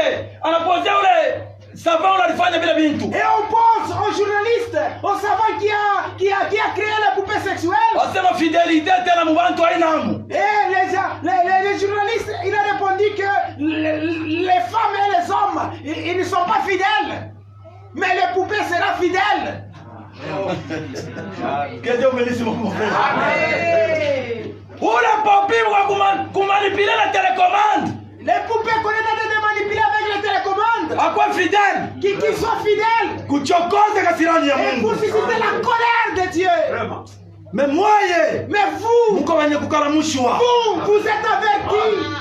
Mulamuke katika mshingishi dada. Réveillez-vous de votre sommeil. Mulamuke frère katika mshingishi. Réveillez-vous de votre sommeil. Halavumani hapa sasa. L'enlèvement, c'est pour bientôt. Kwenda mbingu ni hapa sasa. Bientôt là, nous allons partir. Hatuna na wakati Nous mrefu. n'avons pas beaucoup de temps. Shetani Satan, wanatia kumwaretea hapa sasa. bientôt là, on va arrêter Satan. Magafa anafanya ya mingi Il a sana. fait beaucoup de gaffes. Watoto wa Mungu wanaanza kulia. Et les enfants de Dieu, ils sont en train de gémir. Masikio Mungu anaanza kuteka masikio wanasikia. Et Dieu, il attend leur cri et leur gémissement. Frère anasema tulamuke mbushingishi, anasema je, Et le frère dit, réveillez-vous de vos sommeils. Qu'est-ce qu'il dit? Romains 13 verset 11. Romains 13, le verset 11. Lisons. Haikuwa yenye kuandika tuisome frère. Romains. Tuko ndani ya miandiko masomo ya Roho Et Mtakatifu. nous sommes dans les Écritures, dans les Hatupende codes. kuleta mawazo ya mtu. Et nous ne voulons pas parler les choses venant de l'homme. Tunapaswa kubakilia pa miandiko. Nous devons rester sur les Écritures. Frère, kuyaka na kitabu unaandika manoti maverse itakusaidia. Venez avec les cahiers, écrivez les versets, ça va vous aider. Romains 13 verset 11. Romains 13, 11. Cela importe beaucoup plus. Twende frère. Cela importe d'autant plus que nous le savons en quel temps nous sommes. Na hii ni wakati wa kujua, ni wakati kani twiko. C'est l'heure de vous réveiller. Ni wakati wa kulamuka. Enfin de vous du sommeil. Mubushingishi. Car maintenant, Sasa le salut est plus près que nous le pensons lorsque nous avons cru. wokovu ni karibu kuliko wakati tulipoamini. Twende frère. La nuit est avancée. Bushiku inaendelea sana. Les jours approchent. Mchana ni karibu. Dépouillez-nous donc des œuvres des ténèbres. Tujivule matendo yote ya giza. Revêtons-nous l'arme de la lumière. Tuvale masilaha ya nuru. Marche honnêtement. tutembee vyenye kueneana Comme en plein jour. sawa mchana, Loin des excès. mbali na mabulevi, Des ivrogneries. mabulevi, Des luxures. mabitoko bitoko, Voilà. Et des impudicités. na busharati, Des querelles. makokotano Et des jalousies. na matamaa ya mubaya Mais sana. revêtez-vous du Seigneur Jésus-Christ. Tuvuale Bwana wetu Yesu Kristo. N'ayez pas soin de la chair. Tushikwe na tamaa ya kutimiza mpaka matamaa ya Pour mwili, satisfaire les convoitises. juu ya kutimiza matamaa ya mwili. Haleluya, Mungu amebariki sana. Joko naona watu mwi dunia, Si vous avez vu les gens de ce monde, matamaa ya mwili ils sont jaloux. anaenda kubeba na manyonya, kama ni ya kiula, kama ni manyonya ya shimbiri, kama ni nini, anaivuana. Ils prennent même la peau des animaux et ils se revêtent. Anavuana kikitu kimoja, manyonya shamfikisha huko na huko, macho ashone bien. Et ils se revêtent la peau et ne voient pas. Kama yuko anatembea, ashangalia vya roho, anafahamu mkono hivi. Et quand ils marchent, ils ne voient pas. Maintenant, leur main, c'est toujours ramener ces peaux-là des cheveux. Unafanya nywele vya anatengesha nywele hivi. Et ils ramènent toujours. Kama anapita kwa bambushi wanaanza kumshangaa, wanasema huyu mtu anapatana. Haleluya. Quand ils passent devant les chèvres se moquent. Bambushi wanaanza kushangaa. Mtu yote bishamfichika nywele na mfichika na kumacho. Eko nafanya hivi, mtu anashangaa sema Les chèvres se moquent. haleluya. Mwe watoto wa Mungu mubakie mpaka vile mwiko. Vous les enfants de Dieu, les filles de Dieu, restez. Uko nenda mbingu. Vous allez partir naturel au ciel. Uko naona mtu munene. Regardez, vous pouvez voir une personne grasse. Anaenda kubeba kapandalo kakalogo sana kama saka soketi. Et elle est grasse, mais elle porte un petit pantalon. Tena ka jeans. Kama anavuala kana mulamata sana kama sa cervela. Et ça les colle comme un cervelas. Ndio maana utembea unafanya mikono na hivi sasa ya mshota anacho mai mudumbu. Ndio fieri Et là, unafanya. quand elle marche, elle est comme un guignon là-bas. Haleluya. Ni machafuko mbele ya Et Mungu. tout ça, c'est l'abomination devant Dieu. Si tusome Et lisons Deutéronome 22 frère. 5. Deutéronome 22. Hapana kutamania. Anavuala hivi vya kuvuala, anavuala pantalon, unamwangalia. Umwangalie tu mshikilie buruma. Il ne faut pas convoiter l'habillement des gens qui portent des pantalons. Deutéronome 22 5 frère. Tusome. Deutéronome chapitre 22 verset 5.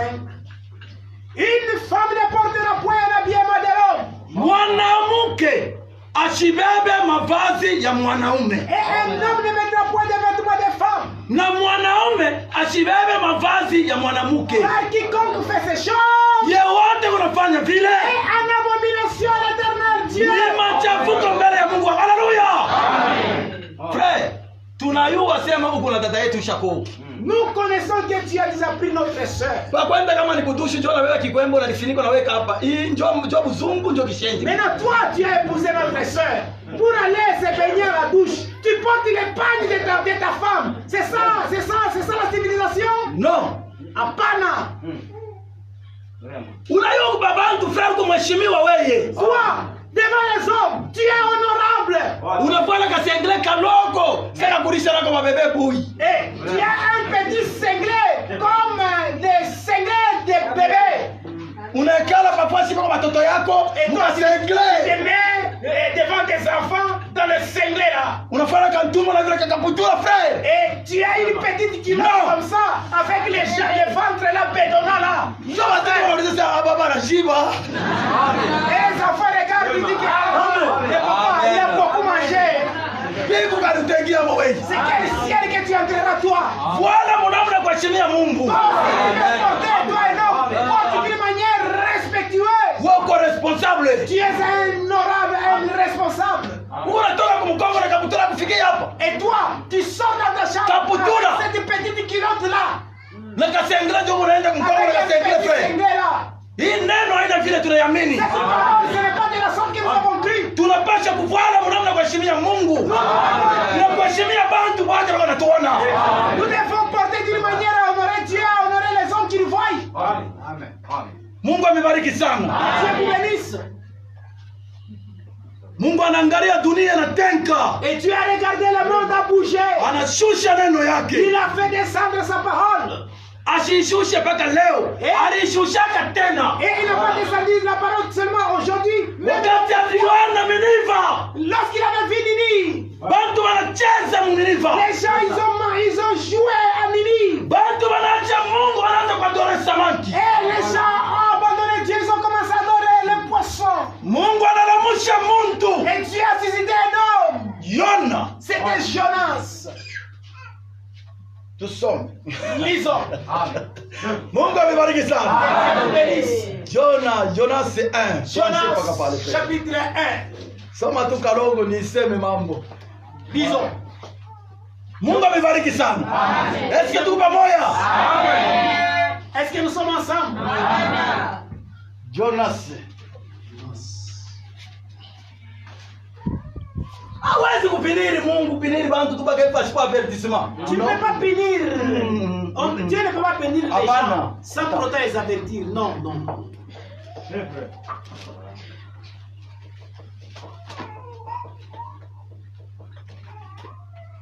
Alors vile wakati Et pendant ce temps-là, Mungu anaangalia Niniva. et Dieu a regardé Ninive. Anaona Ninive. Il a vu Ninive. Muko bantu ba mingi sana. Et il y avait beaucoup de gens. Muminive bantu walianza kuwana. Et à Ninive, il y avait des tués. Bantu walikuwa na roho mbaya. Et les gens, ils avaient un mauvais cœur. Beko na adore samaki. Et ils adoraient le poisson. Mungu anaangalia anasema no. Et Dieu a regardé, il a dit non. Siwezi kudetruire Niniva pasipo avertissement. Je ne peux pas détruire Ninive sans pour autant les avertir. Il faut mbele nilete avertissement. Ula tekatala ndio Je mitapika. dois d'abord avertir avant de détruire. Anamupata Yona. Et Dieu a trouvé Jonas. Yona wende kuminiva. Et il a dit, Jonas va. Uwambia wantu wa Niniva dans 40 jours Niniva itakuwa détruire. Et dans 40 jours, Ninive sera détruit. Ok. La parole de l'Éternel fut adressée à Jonas, fils de Amitai. Neno la Mungu lifika kwa Yona mwana wa Abitai. En ce mot, Ile wakati. lève-toi et va à Ninive, Lamuka wende kuminiva. la grande ville. Mu inchi kabambi. Écris contre elle, Lalamika nabo. car sa méchanceté est montée jusqu'à moi. Bubaya bwabo bunapanda kunifikia paka mimi. Amen. Et Jonas s'enfuit à Tarsis, Jonas anakimbia anaenda Tarsis. loin de la face de l'Éternel. Bali na uso ya wamilele. Amen. Unawezi kukimbia pasteur. Tu peux fuir le pasteur. Unawezi kukimbia badiakre. Tu peux fuir les diacres. Unawezi kukimbia bibi yako. Tu peux fuir ta femme. Unawezi kukimbia bwana Tu yako. peux fuir ton mari. Me Mungu wa mbingu Mais tu hautamkimbia. ne fuiras pas Dieu du ciel. Jonas wende Niniva uoneshe bantu bubaya bwabo bunanifikia. Jonas va à Ninive pour les avertir. Jonas anaenda kumai kuyopa. Jonas, lui qui allait pêcher, Anaenda kuopra, Yopra. et Kule kumai. il est parti à Yopra Anafika kula anapata mabato iko nenda Tarsis na iko nenda Niniva. et il a trouvé les bateaux qui vont à Tarsis et à Ninive. Jonas anaripa asikupandake sa fraude. Jonas, il n'a pas fraudé, mais il a payé. Anaripa bato ya kwenda Tarsis. Et il a payé pour Tarsis. Mungu asikumwambia kwenda Tarsis, alimwambia ni kwenda Niniva. Dieu n'a pas dit à Jonas d'aller à Tarsis, mais Dieu lui a dit d'aller à Ninive. Mon frère, unisikie mzuri sauti ya Mungu hivi niko nahubiriwa. Mon frère, écoute-moi très bien la parole qui est en train d'être prêchée. Wakati ana changer destination, Lorsqu'il a changé la destination, mula mubato alipanda kwenda Tarsis. dans ce bateau qui a monté vers Tarsis, Ba passager barikuyamo. il y avait des passagers. Kama unasoma miandiko utasikia pale nakuonesha hapa. Et quand tu lis, tu écouteras ce que je suis en train de parler. Na yanaingia mule Et il est entré là na mambo. avec un problème. C'est pourquoi dada ndugu yangu mpendwa, C'est pourquoi mon frère bien-aimé, wakati yote kama unaanza hata kuvoyager, quand tu es en train de voyager, ushaanza kupandaka motoka tu unafika tu paka bana babu. Ne monte pas dans le véhicule directement comme ça. Omba mbele Mungu. Tu dois prier d'abord. Fashi yote konenda omba. Partout où tu vas, il faut d'abord prier. Hapana kwa pressé. Ne sois pas pressé. Pressé haina mzuri. Ne sois pas pressé. Être pressé, ce n'est pas une bonne chose. Mambo yote ile Mungu anafanyaka nikalaka na maana. Tout ce que Dieu fait a pour un but.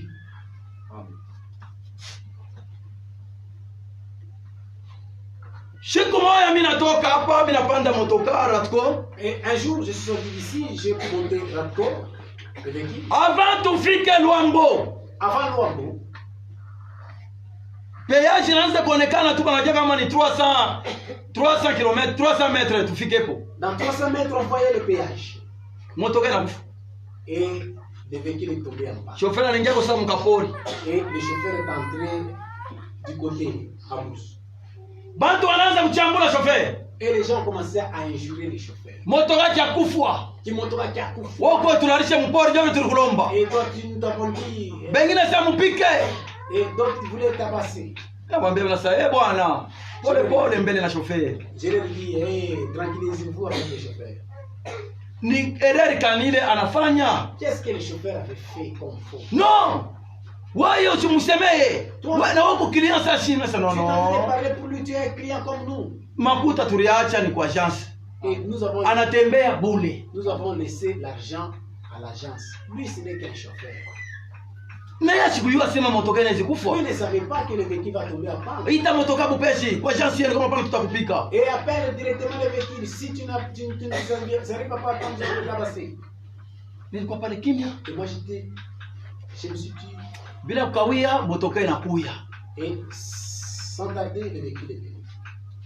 Wakati motoka inakuya, bantu ba mingi banapanda mwile motoka. Et quand le véhicule vient d'arriver, beaucoup de gens se sont empressés pour monter dans ce véhicule-là. Na wakushimama wamesha kubamba hivi tunataka shikulipe kubini. Et il y avait même d'autres qui étaient des...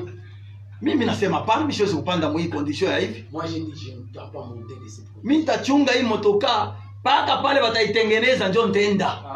Moi je dois attendre le véhicule jusqu'à ce qu'on va l'arranger pour partir. Nilikuwa l'aise. Moi j'étais à l'aise. Na bantu ba mingi bengine bali balibakia balikuwa pale na bokime wanatokana na mbali. Et beaucoup de gens qui sont restés là, ils étaient aussi à l'aise. Mimi naanza kutelemuka sana nafika kwa barabara kwa Bulimbo. Et moi je me rendais le long de la route.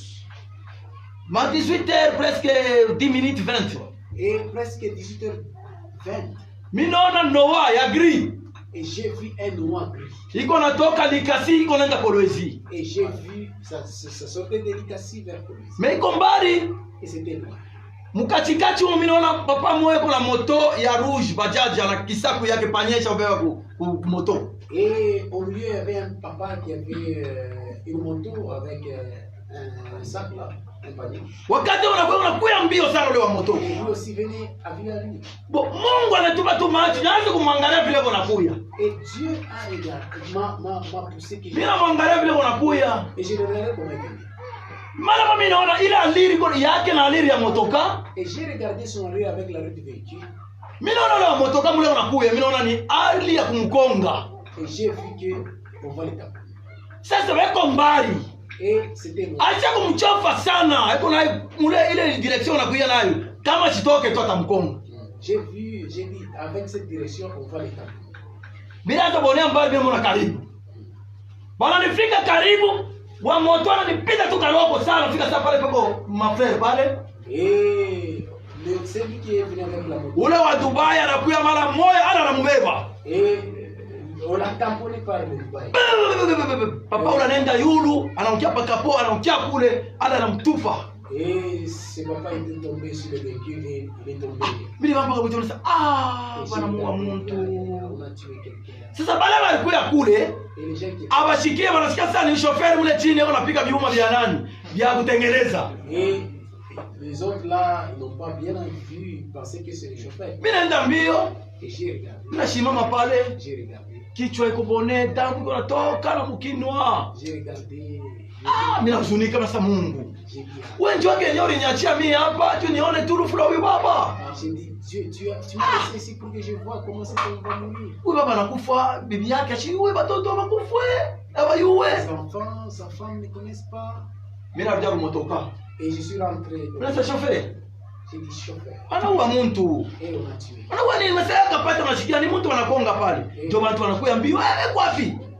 Et les gens se sont pressés, ils ont dit. Mimi sasa yeye ule pa.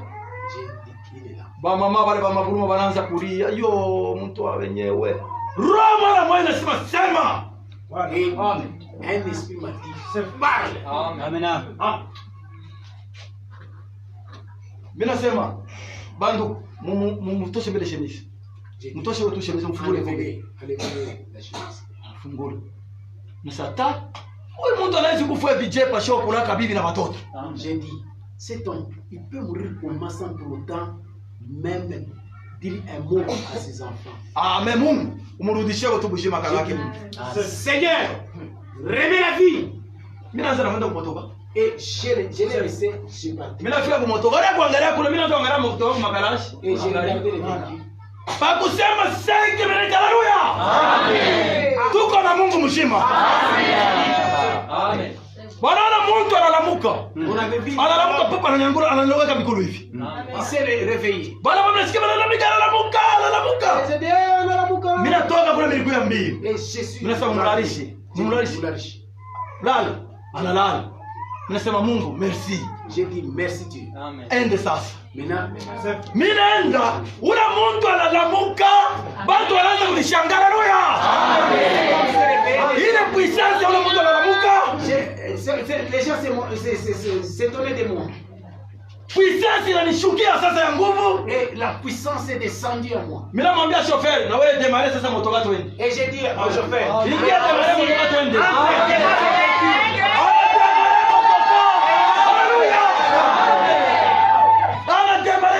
Et il a démarré comme ça, le véhicule s'est allumé. Mwanzamani. Le véhicule s'est allumé. Mambo yote kama inafika iko na maana. Toute chose quand arrive à un but. Amen. Na leo ule mtu wa mshima. mais aujourd'hui cet homme-là est en vie. Malako ni yetu sheye. Tembea mwenye kuendeana. Nous appartient. Acha bulevi, acha busharati frère. Ile mikono yako ni mikono uwezo.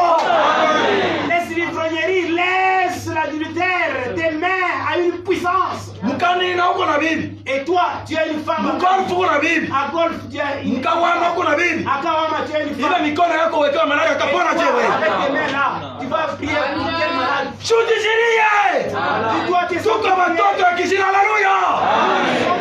Nous sommes les enfants qui ont des interdits. Mungu Dieu, eko anafanya vitu vikubwa katikati yetu. il fait des grandes choses parmi nous. Yona Jonas. anapanda merikebu Et il est monté. vers Tarsis. Il est parti vers Tarsis. Mungu alimwambia kwenda Miniva. Et Dieu lui a dit d'aller à Ninive. Kufika katikati ya maji. Et arrivé au milieu, Mungu mwenye kuya na frère bazungu ni wakotisi. Amen. Hii sateliti ya mbingu balikopia kwa Mungu. les blancs ils ont copié. Kamera ibe onayo banakopia kwa baba yetu. Amen. Caméra ils ont copié chez notre père. Mungu anaona. Et Dieu avait vu. Anaangalia anasema Jonas anakimbia. Dieu a regardé, il a dit Jonas a fui. Créateur, Le créateur, admirable. l'admirable. Anapepula tu. Voilà. Pepo kiloko tu. Il a soufflé seulement sur la mer. Kula inaenda. Et Ah. là où c'était parti, Frère tulizana mbele. Niendelee tu. Mungu akubariki sana. Kula inaenda. Frère, pepo inakuwa kawambi. Bato inatenka. Bantu ni kufa sasa. Banaanza kulia. Tutafanya nini? Tutafanya nini? Banaanza kulia. Mulamu bato, mulikuwa kapiteni. Ule kapiteni ndio controller wa bato. Ndiye anaangalia nufu yoi. Anaanza kutembea. Hebu anatembea. Atupe macho, anampata Jonas mwenye kulala chini ya bato. Anasema lamuka wewe felea. Anasema tunakupa haleluya. Amen. Usilale wakati mambo yanakuya. Lamuka ita Mungu wa milele. Amen. Jonasi analamuka. Anaangalia. Ni kweli beko mtanje. Amen. Jonasi anasema ni mie. Kama mnanibamba mie, mnanitupa pamai, na mpepo itasimama. Wewe mwenye kufanya makosa, unafanya dhambi, useme verite. Mambo ikuachie fashi. Jonas alitika kufa. Juu bantu wabenye wapone. Kwa bantu leo kuna mambo.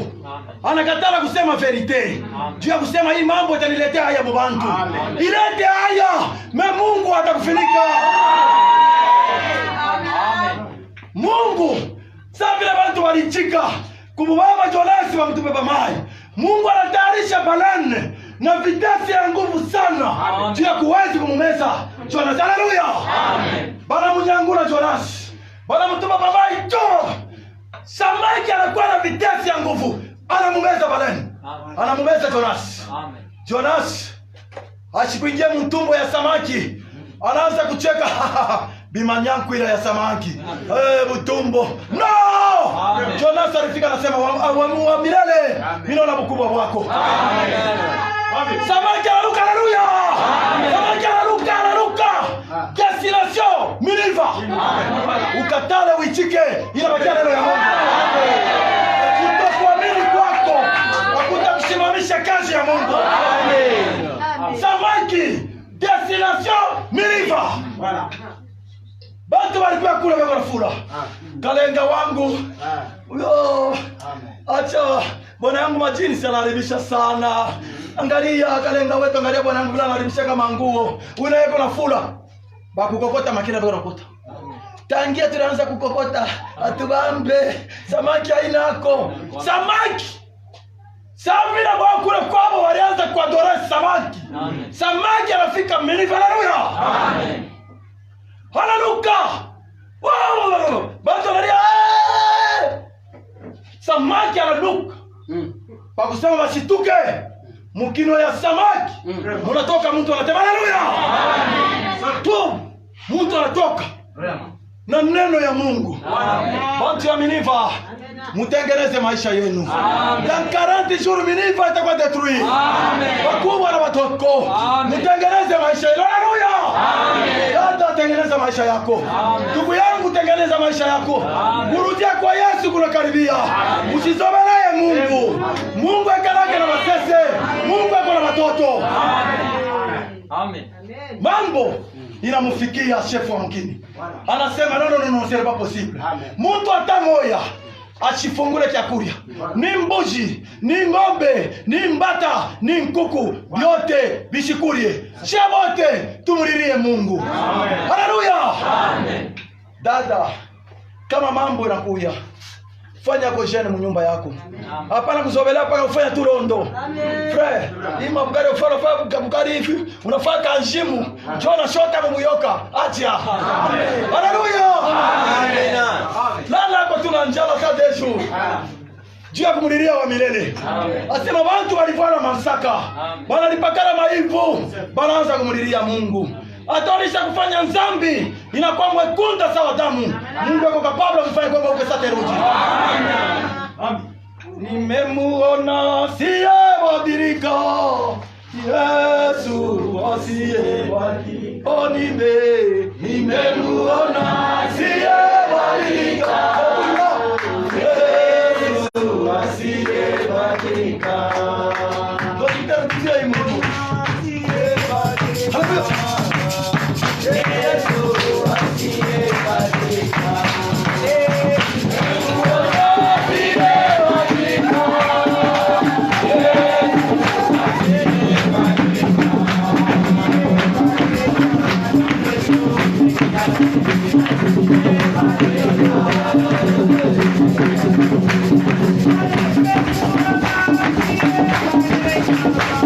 Thank you.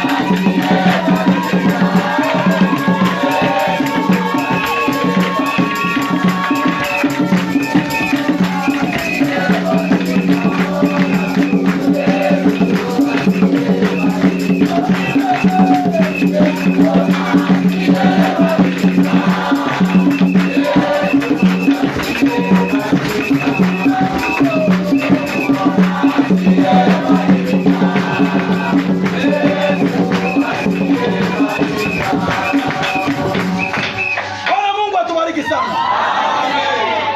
Asiyebadilika. Ila alifanya na watu wa zamani na leo ataifanya. Ndugu yangu mpendwa, wewe mwenye kuwa na Mungu ndani, unatembea miaka kwa miaka ndani ya sauti ya Mungu.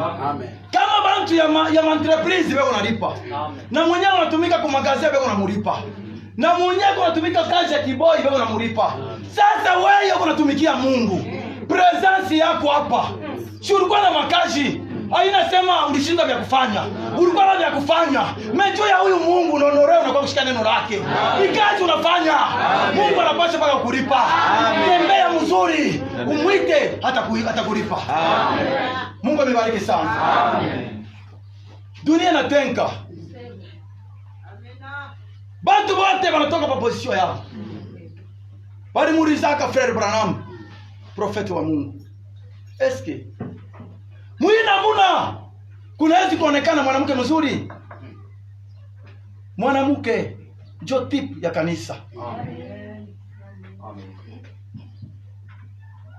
Mwanamke ndio mama. Mwanaume mwana jibu asema ndio mie.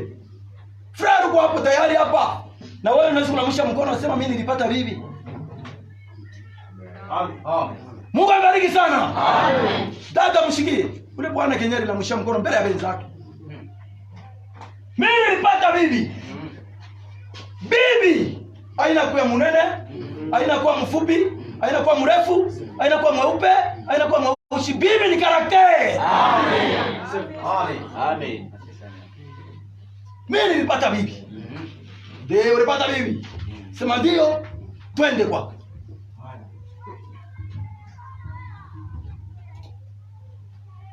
Wakati wanaenda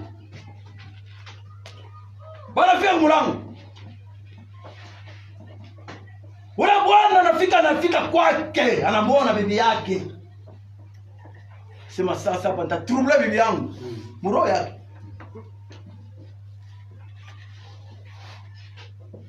Bibi anapokele bila kukawia, analeta mai ya kunawa kwa mikono,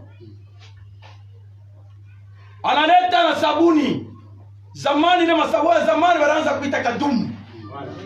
Bazamani wanayua msemeo. Amen. Kadumu. Hapa leo mishika ndio sona. Bila kukawa, analeta legimu yenye kukalanga na mafuta ya upepelo. Somolo. Amen. Presente bintu vyote kumeza. Munisikiliza vizuri bantu yangu wapendwa. Amen. Zamani kukukua bukari ya madetai kulikuwa ni grow. Kibakuri. Wanaweka kibakuri kia bukari. Kama mama anaanza waka bukari anaanza mwekea baba. Unaona kuna kipika na kamwingo anafanya kama wangu shende mbari. Wanafanya kana kupika. Amen. Amen. Wanaweka na ile bukari ya grow. Wanaileta kumeza. Bwana anaangalia sema sasa hapa ndio ninafanya mturubule bwana yangu, bibi yangu. Anaangalia, anafungua mfuniko pa bukari. Sheri. Hii bukari yenyewe iko je hivi? Inapita na manzaka hivi ni ajala nikimbalo naweka. Bibi yake akasema hapana. Badada mnaiwa zamani. Ile mabunga ya zamani ile ya mlowelo ile kama naiweka bukari. Ukikawa tena mnaanza kutaka mistari. Amen. Ni ya zamani bukari ni ya jana. Bibi asema ina jana toka. Anabeba bukari, anabutupa. Zamani mnisikilize vizuri. Kulikuwa kama bibakuri moja ilikuwa mviringo ianze kutotokaka. Kama unaitupa itatotoka. Ale kutupa na kibakuri chenyewe kinatotoka. Benzake wanakia cha. Bwana leo hapa sipatatoka problem. Hii bukari yenyewe anatupa mpresence yetu leo watamtotola mwinko huyu. Banaangalia. Dada yako kimya. Pansura ya dada peko hapa furaha. Aina leo kamambo tu kiroko dada pansura banakuwa na mula abasa wakisema felo. Amen. Na mtu asikuyue mambo mnyumba anaanza kuja mkubwa. Semeji leo ana wabie. Me ule dada asema alikuwa tu bien. Pansura yake peko pa bien. Bwana kuna mwangalia paka lili ya dada. Bwana na wewe abakufundishake kwa mzuri. Ulete bukari ya kimbala kumeza mbele ya rafiki yangu. Mwanamke kupaka kimya. Iko paka naangalia. Abakufundishake mzuri. Wewe mwanamke wache. Dada ule analamuka. Analokota bukari ile, anaiweka. Anaenda pambabula, anaweka makala pambabula. Zamani badada bazamani banayua. Kulikuwa watoto wanaofa biwakisha moto. Anabeba makopo, banaweka mo mazutu. Jo anaweka pambabula. Na mumbunda. Tuliza wale baba na mumbunda anaweka hapo. Utaona wamama walikuwa na mumbunda. Anabeba mumbunda, anaweka hapo. Wakati anaweka hapo, watu wale bangalia. Anaenda mbele ya watu, anaanza kuangalia. Anaweka kama wimbo wake.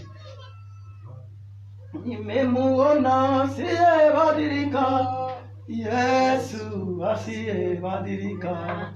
Nimemuona asiyebadilika, Yesu asiyebadilika.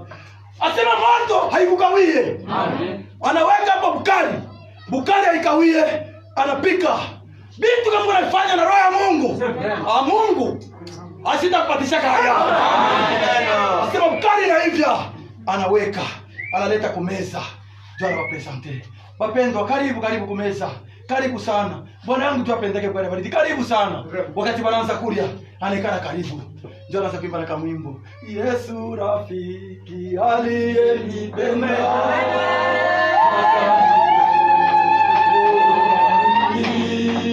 Katika msalaba wa Golgotha. Oh Yesu, Yesu rafiki.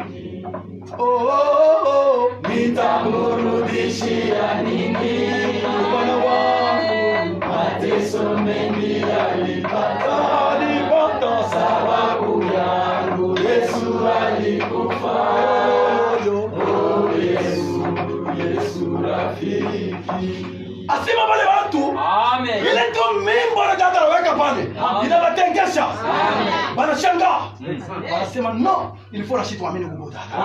Amen. Mahubiri na mimbo ni mahubiri. Amen. Asema wale watu walikulia bukari sankuni bako napanga bukiri.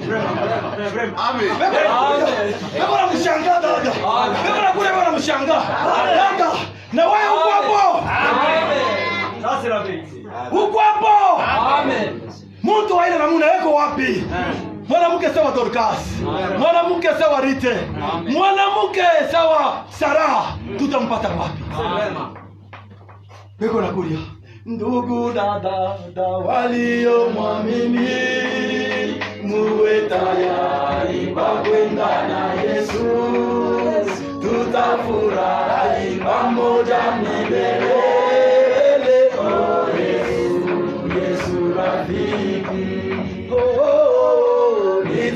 Nitamrudishia nini Bwana wangu? Mateso mengi alipata sababu yangu. Yesu alikufa. Oh Yesu, Yesu rafiki. Amen. Uko hapo na wewe. Kama Bwana anafika na bantu wala anakukuharisha. Unamchungiaga kwa heshima? Au unapenda kumpatisha heshima kwa bantu? Kumfokea, kumwambia vile yashikuze bibakuri. Vile anakuwa na bantu bamuone. Dada, Bwana ni shefu. Mmodeli yote anaweza kukosea, Bwana ni shefu. Umpe heshima, nyumba yenu itabarikiwa sana. Amen. Ndugu yangu, na wewe Mungu alikupatia bibi. Mambo ya kubaruria makuta muwese. Siku ile itaanguka na mheshimu. Simuoneshe starehe yote tunapata. Amen. Mungu amebariki sana. Amen. Ni nani anapenda hii neno ya Mungu ikuye ndani ya maisha yake, ikuye kwake? Jo maisha yote, jo safari yake, jo kutajiri wake. Ni nani anapenda ule yebalo kuingia mumai mara ya pili? Tumubatize mumai mingi mujina la Yesu. Neno linahubiriwa, mupolepole juu ya ukalamusho ya bantu. Medada, ulianza kutembea kinyume na sauti ya Mungu. Ndugu yangu, ulianza kutembea kinyume na sauti ya Mungu. Dawa iko hapo, ni wewe kuinchika kubamba engagement ya kutembea na Mungu. Kama ulishakubatiziwa mu mai mingi mu jina la Yesu, acha matendo yote ya mubaya. Acha matendo yote ya ngiza. Mbebe tu huyu Yesu akwe rafiki yako. Mbebe huyu Yesu mkazi yako muwekemo. Beba Yesu mundoa yako muwekemo. Mkamata bwana yako ngambo, we ngambo, Yesu pakati. Mungu amibariki sana. Ni nani mwingine ndugu yangu ule anaitika sasa tumbatize? Mwe bote mlibatiziwa. Ule washipo kubatiziwa, ubatizo mjina la Baba, la Mwana na la Roho Mtakatifu ni ubatizo ya bongo. Ubatizo ya kweli ile wa mitume walifanya ni ubatizo mumai mingi mjina la Yesu. Amen. Juu ya ondoleo ya zambi yako na ukwe rafiki wa Yesu. Ni nani ule anaitika tumubatize? Kama ukwako nyangula mkono yako yule. Si un frère qui a cru à la parole, qui veut être baptisé dans l'eau au nom du Seigneur Jésus, peut le manifester en levant la main. Nyangula mkono yako yulu. Lève la main mon frère. Qui peut donner la vie à Jésus? Aksanti. Savile hakuna muntu mwe bote mulisha kubatiziwa. Comme il n'y a personne, vous tous vous êtes déjà baptisés. Nikuna miomba mutembe pamoja na Yesu. Je vous demande de marcher avec Jésus. Tutashimama tuombe Mungu. Et nous allons nous lever pour la prière. Taimba nyimbo 36 avant kuomba. Nyimbo za Mungu Nous allons 36. chanter 36 nyimbo za Mungu avant de prier. Yesu Mwokozi we